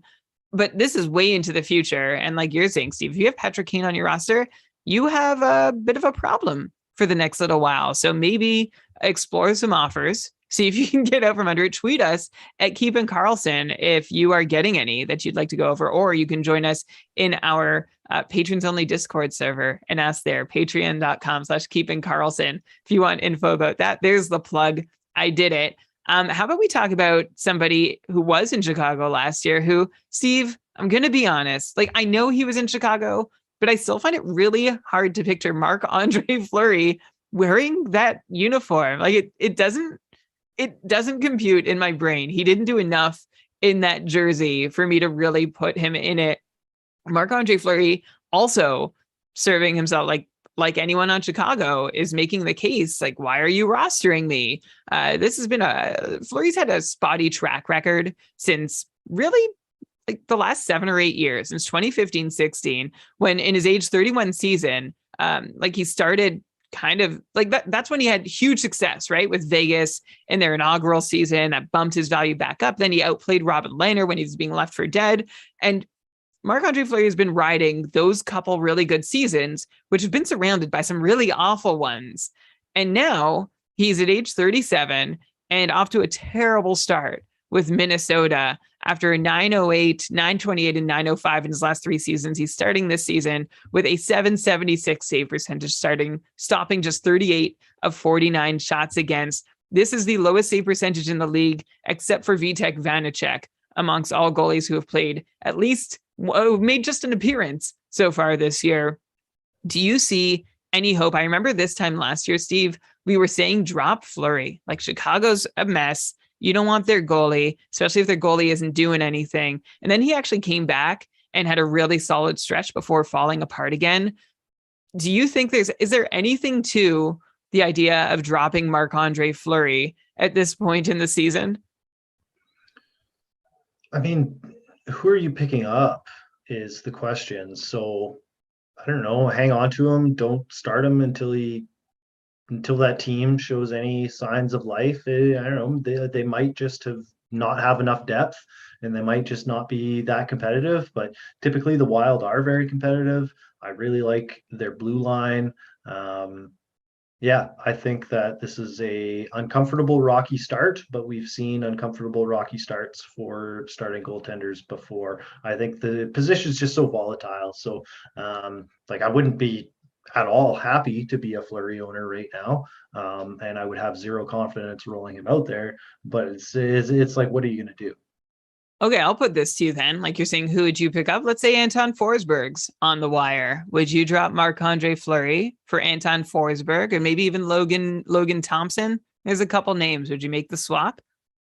I would grab either of those guys, but I would be dropping from my skaters rather than my goalies, because the position is just it's just so impactful in so few players. So you don't want to be there and oh, the Wild got off to a slow first week, but suddenly they're still giving Colorado all that they can handle come April, and you jumped out on Fleury after two bad starts.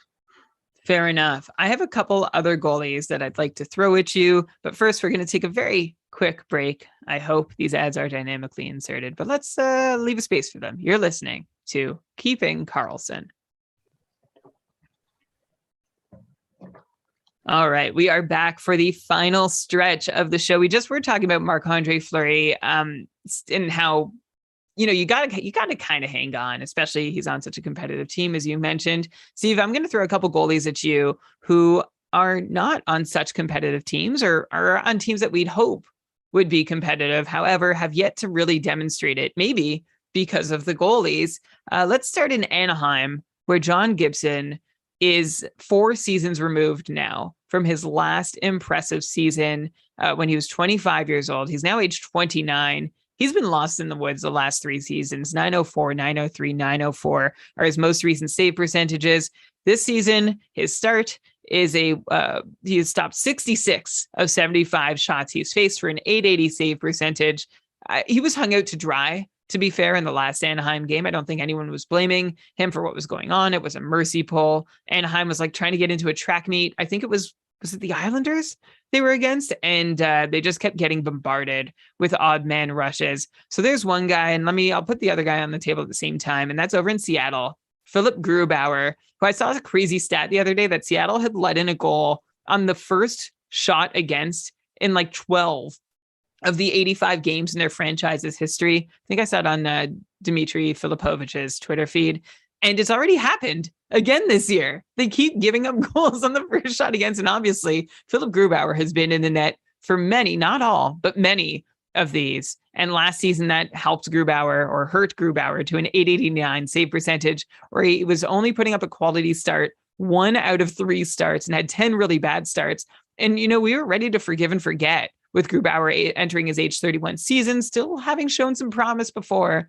But these early performances from him are adding new transgressions to forgive and new painful memories to forget. Grubauer so far has stopped 28 of 33 shots with an 848 save percentage, did not put up a quality start in his one start. And actually, that start was a really bad start. It was so bad that Grubauer's he ceded the net to Martin Jones for the second and third games of the year, which is like, oh, is Grubauer going to be on a tighter leash this season? Is Seattle going to be able to get something out of Martin Jones? Of course, Martin Jones had a good start, and then he collapsed with Grubauer replacing him in the third. He stopped 6 of 6 to finish a losing effort against Vegas. So we've got a couple goalies here, and Grubauer and Gibson, who aren't on a team like Marc-Andre Fleury is, and who don't have any kind of recent track record of being as the same highs as Fleury has had recently. So are you giving these guys any time to prove that they are worth rostering, or are you trying to move on as quickly as you can? Where are these leagues where these guys are rostered?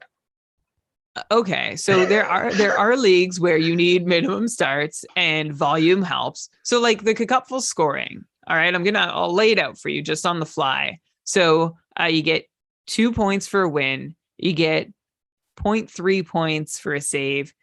You lose a point and a half for a goal against, and you get a little bonus for a shutout if it happens. So I don't know. I'm trying to pull up some of these numbers on the fly and what they actually translate to. So like Jake Allen's start so far, he had 6 points, stopping 29 of 32 against Toronto, and almost 10 fantasy points, which is huge. Like that's a big night, stopping 37 of 38 against Detroit in a losing effort. So basically, if you can, again, have a 905 or 910 save percentage, even if you're not winning, so long as you're facing, 25, 30 shots at least, you're in good shape. So in a league like that, what are you thinking of? Like, so you're seeing Gibson and Grubauer and saying, forget it, I guess, in a lot of your formats.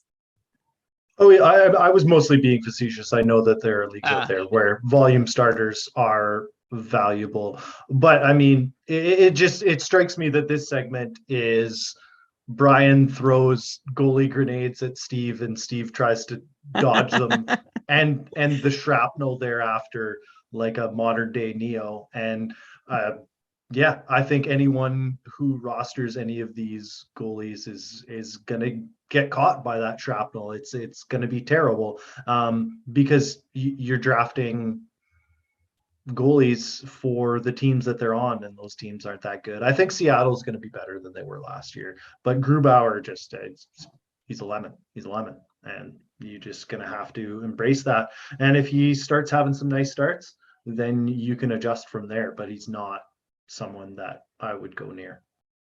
All right. So what I'm hearing is very little faith in John Gibson or Grubauer, and potentially no, you're hearing none.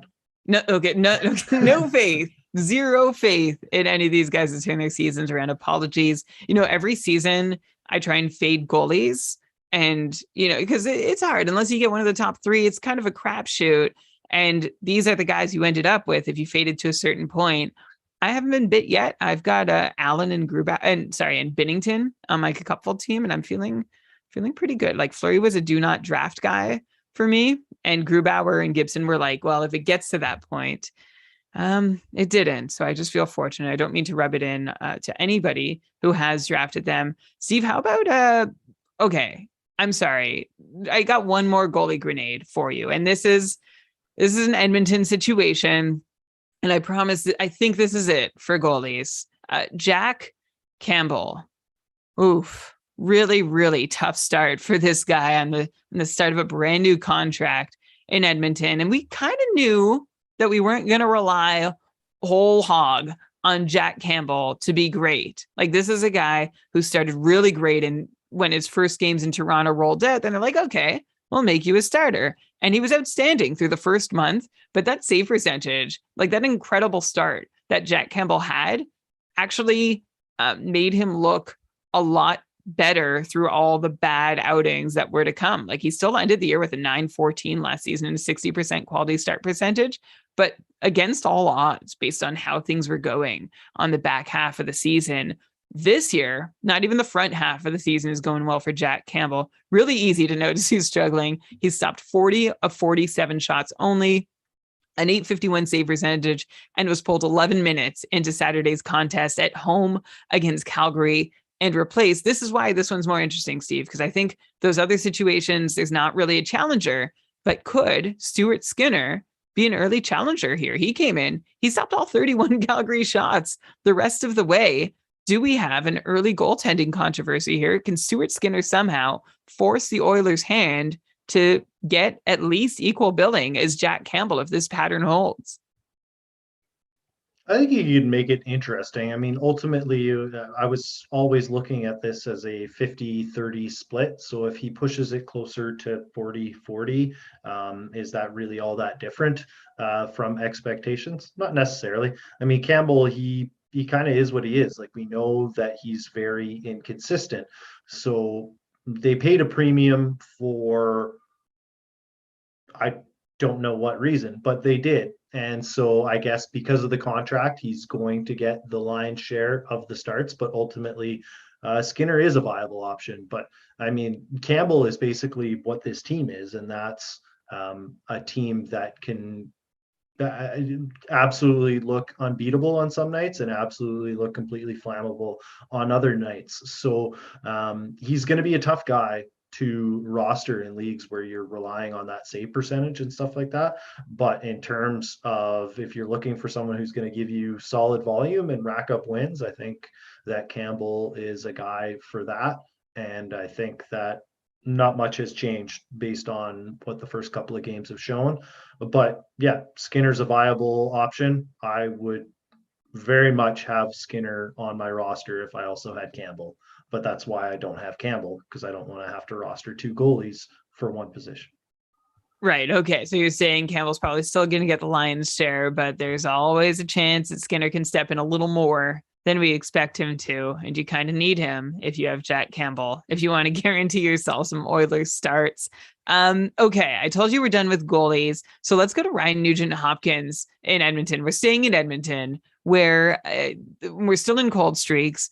And here's an Edmonton cold streak. Ryan Nugent-Hopkins has not done anything in 2 games so far. This guy had a 65-point pace last year as a 28-year-old, thanks to 23 power play points. And that power play production was key for Nugent Hopkins because he's basically been centering the third line since game 40 of last season. And like had basically no time on ice with Leon Draisaitl for the back half of the year. This year, Nugent Hopkins is still not with Draisaitl, who's been up with McDavid, but on the second line is Nugent Hopkins with Jesse Puljujarvi and Zach Hyman, which is probably Nugent Hopkins' best case scenario, right? The worst case is Draisaitl drops down off the McDavid line to replace Nugent Hopkins in the middle on the second line. And then Nugent Hopkins falls back down to line 3 where he was last year with what's his name and who's his face. And so far, I don't know if he's really justifying a case for being on the second line with no points. He's been on the ice for 3 power play goals so far, but Nugent Hopkins, maybe just bad luck. He hasn't pointed on any of them.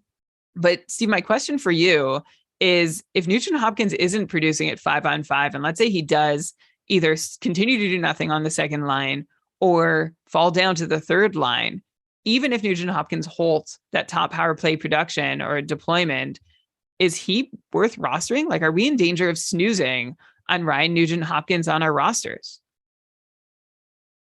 Yeah, Nuge has quietly devolved into like a rich man's Sam Gagner. Like, you remember when Gagner went to Columbus and he was like the only reason that their power play got good for like half a season? Yeah. That's Nugent Hopkins. Okay. He's Alan Mitchell, the great Low Tide, refers to him as a power play witch. And I mean, they've got Draisaitl and McDavid, and those guys are phenomenal on the power play as well. But Nuge is a key factor in what makes that power play awesome.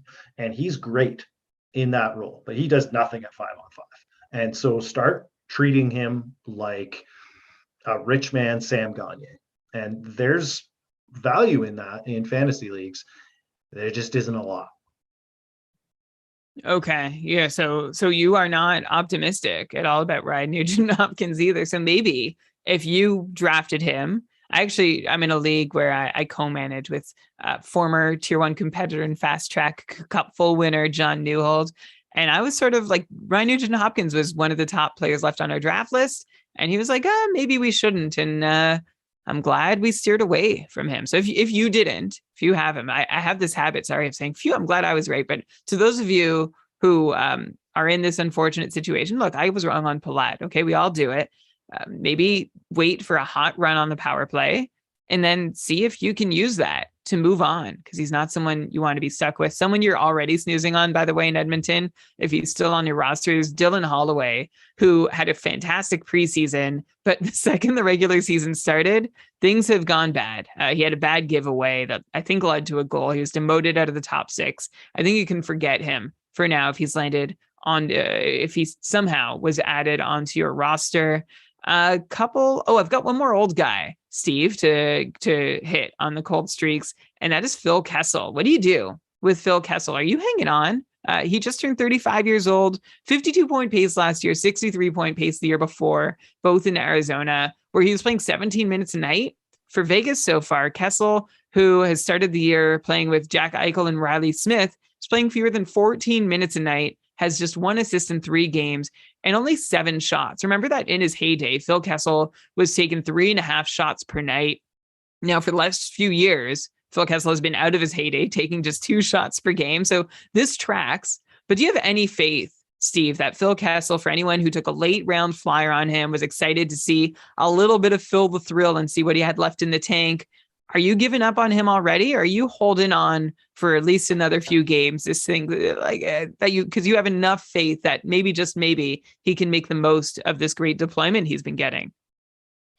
No, he's entered that late phase Jason Spezza type scenario where like the mental wizardry is still there and there's still some skills, but he was never a physical specimen, but just the overall physical game isn't there. And you can see like the fact that he's not even attempting to shoot from 40 feet away is just, it's a clear sign that this guy has gone into full on playmaker mode, and there's still value in that. And certainly if the Vegas Golden Knights are going to continue their hot start, then I think he'll have some tangible value, but it's not tremendous. He's not getting back to Pittsburgh level Kessel.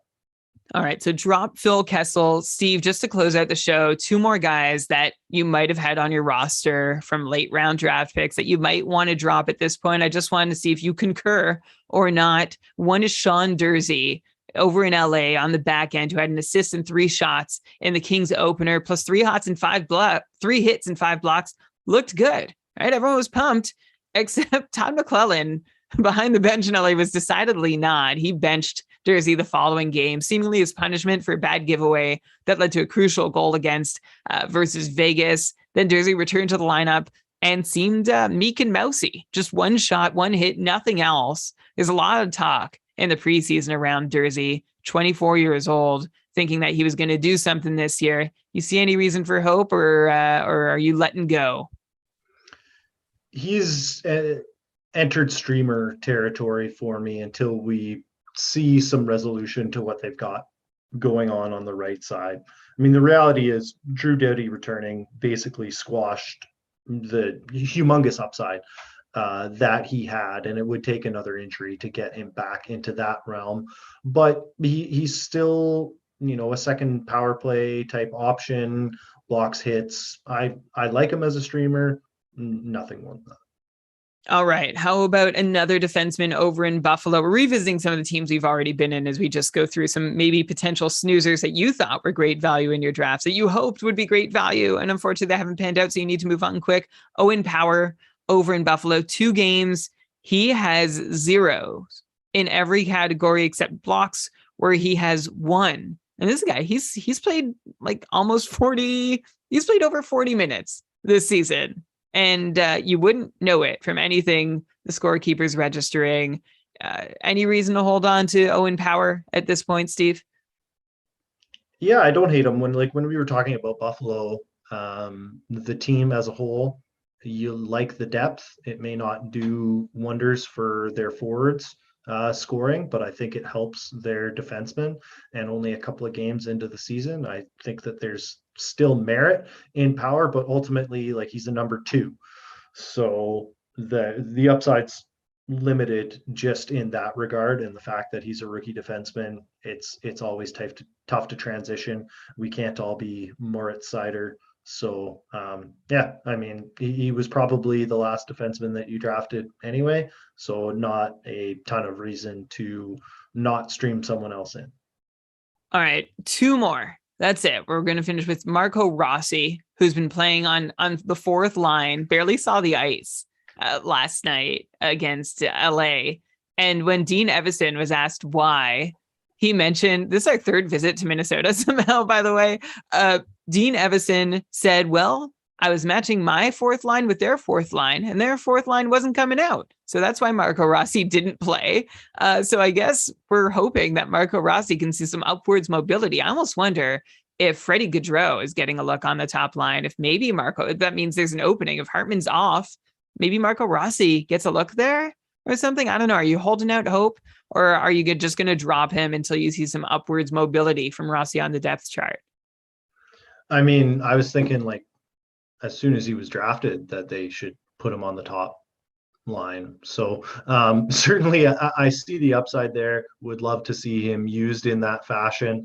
I think that this is the type of situation where the GM might have a conversation with the coach and say, okay, if this kid's playing 5 minutes a night, then he should be playing 20 down in the AHL. So that's where this could be headed. But at the same time, if they continue to struggle, you might see some shuffling, and Rossi gets an opportunity that he doesn't hand back. But the fact that he didn't go out and say, like, grab this massive opportunity in the preseason tells me that maybe it's not quite in the cards for him at this stage. So yeah, I'm not overly optimistic about what he's offering up. I think more liable to get demoted than it is for him to get promoted. But I don't see any reason to be holding your breath. All right. So let go of him until you let go of Rossi until you see any signs of light.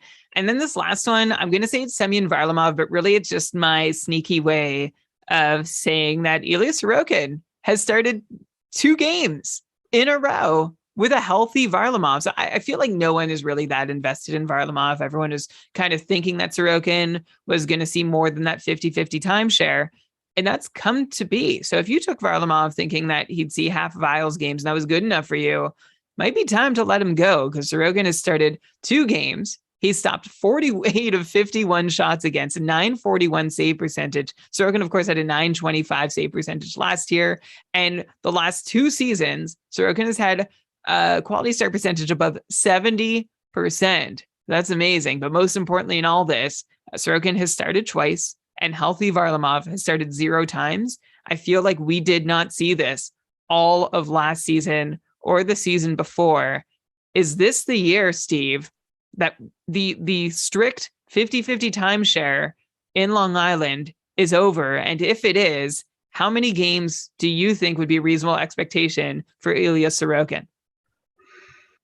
Yeah, I'm absolutely fascinated to know if this is the new coach Lane Lambert's philosophy, if there isn't some influence from what happened to them last year with that horrific start to the season where they played like 2 months in a row on the road. And they said, hey, we need to get off to a phenomenal start. We're going to go with our number 1 here for our first couple of games. I would still expect to see this closer to a timeshare.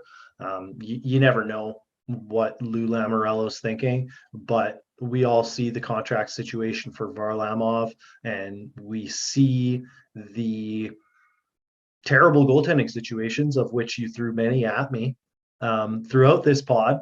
So we can see the potential for Varlamov to flourish somewhere else. I wonder if, despite Sorokin's brilliance, if they are riding him and the Islanders still aren't quite a playoff team, I wonder if that doesn't open up Varlamov to land somewhere where he could be of a lot more use to fantasy owners. So for me, if I had Sorokin, I want to have Varlamov because 2 games isn't enough for me to say that, oh, yeah, Lane Lambert's a guy who rides his starter. But at the same time, Sorokin has the talent. So Varlamov isn't a must-have, but certainly he's, we know he's a guy, especially in category type leagues, where he's going to have value, even if he's only getting 25 to 30 starts.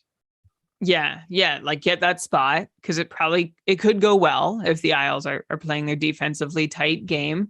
But man, wouldn't it be nice if we are seeing the birth of another number 1 workload starter in the NHL? Because I mean, Lord knows we want him. So bring him on. I'm hoping this is true, but I'm with you, Steve. Maybe I need to see a little more to be sure I believe it, because this would be a big shift from what we've seen in Long Island.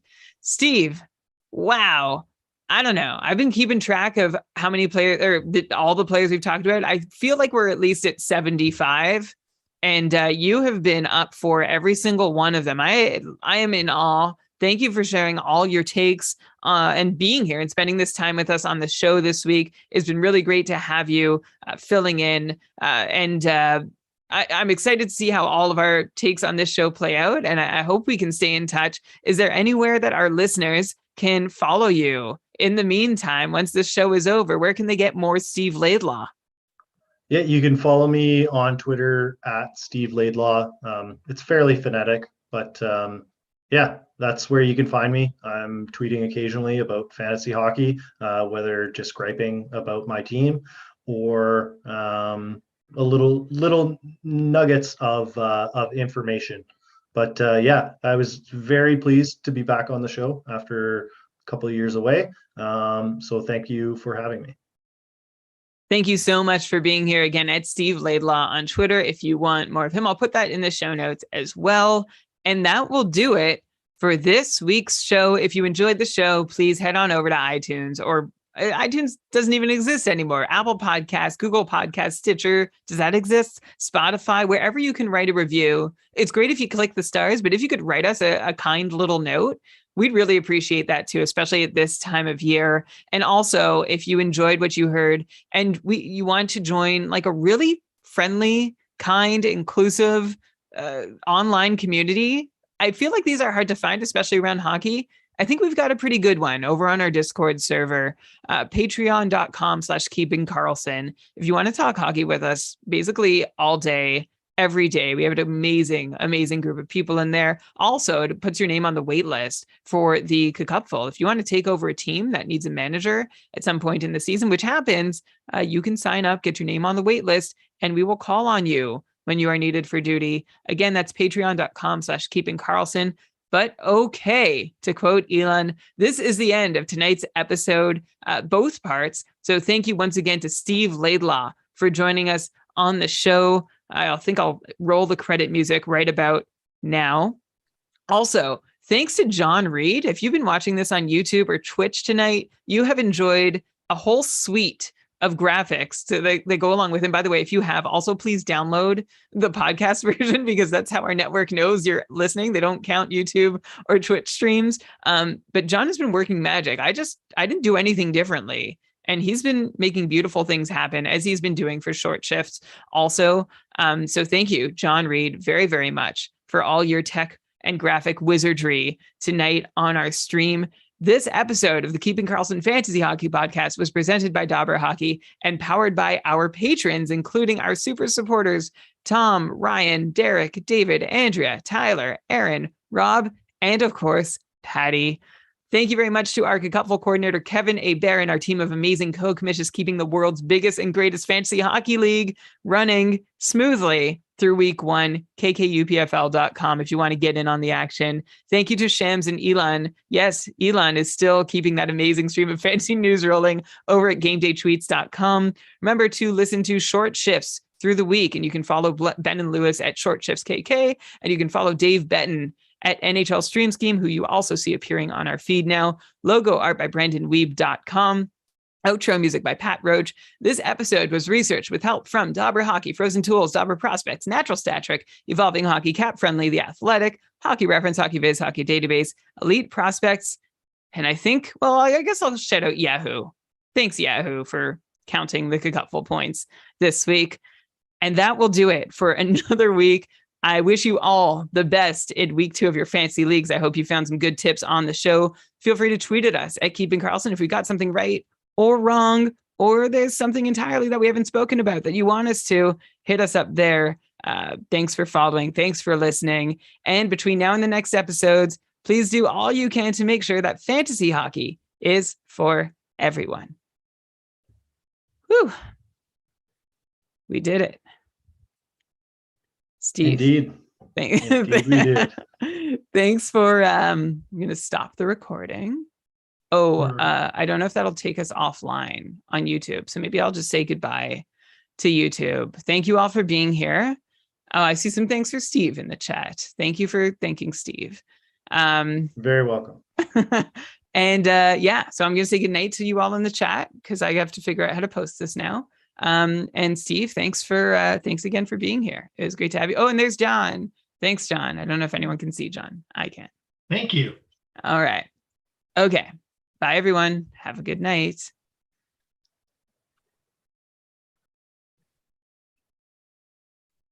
And stream, stop recording.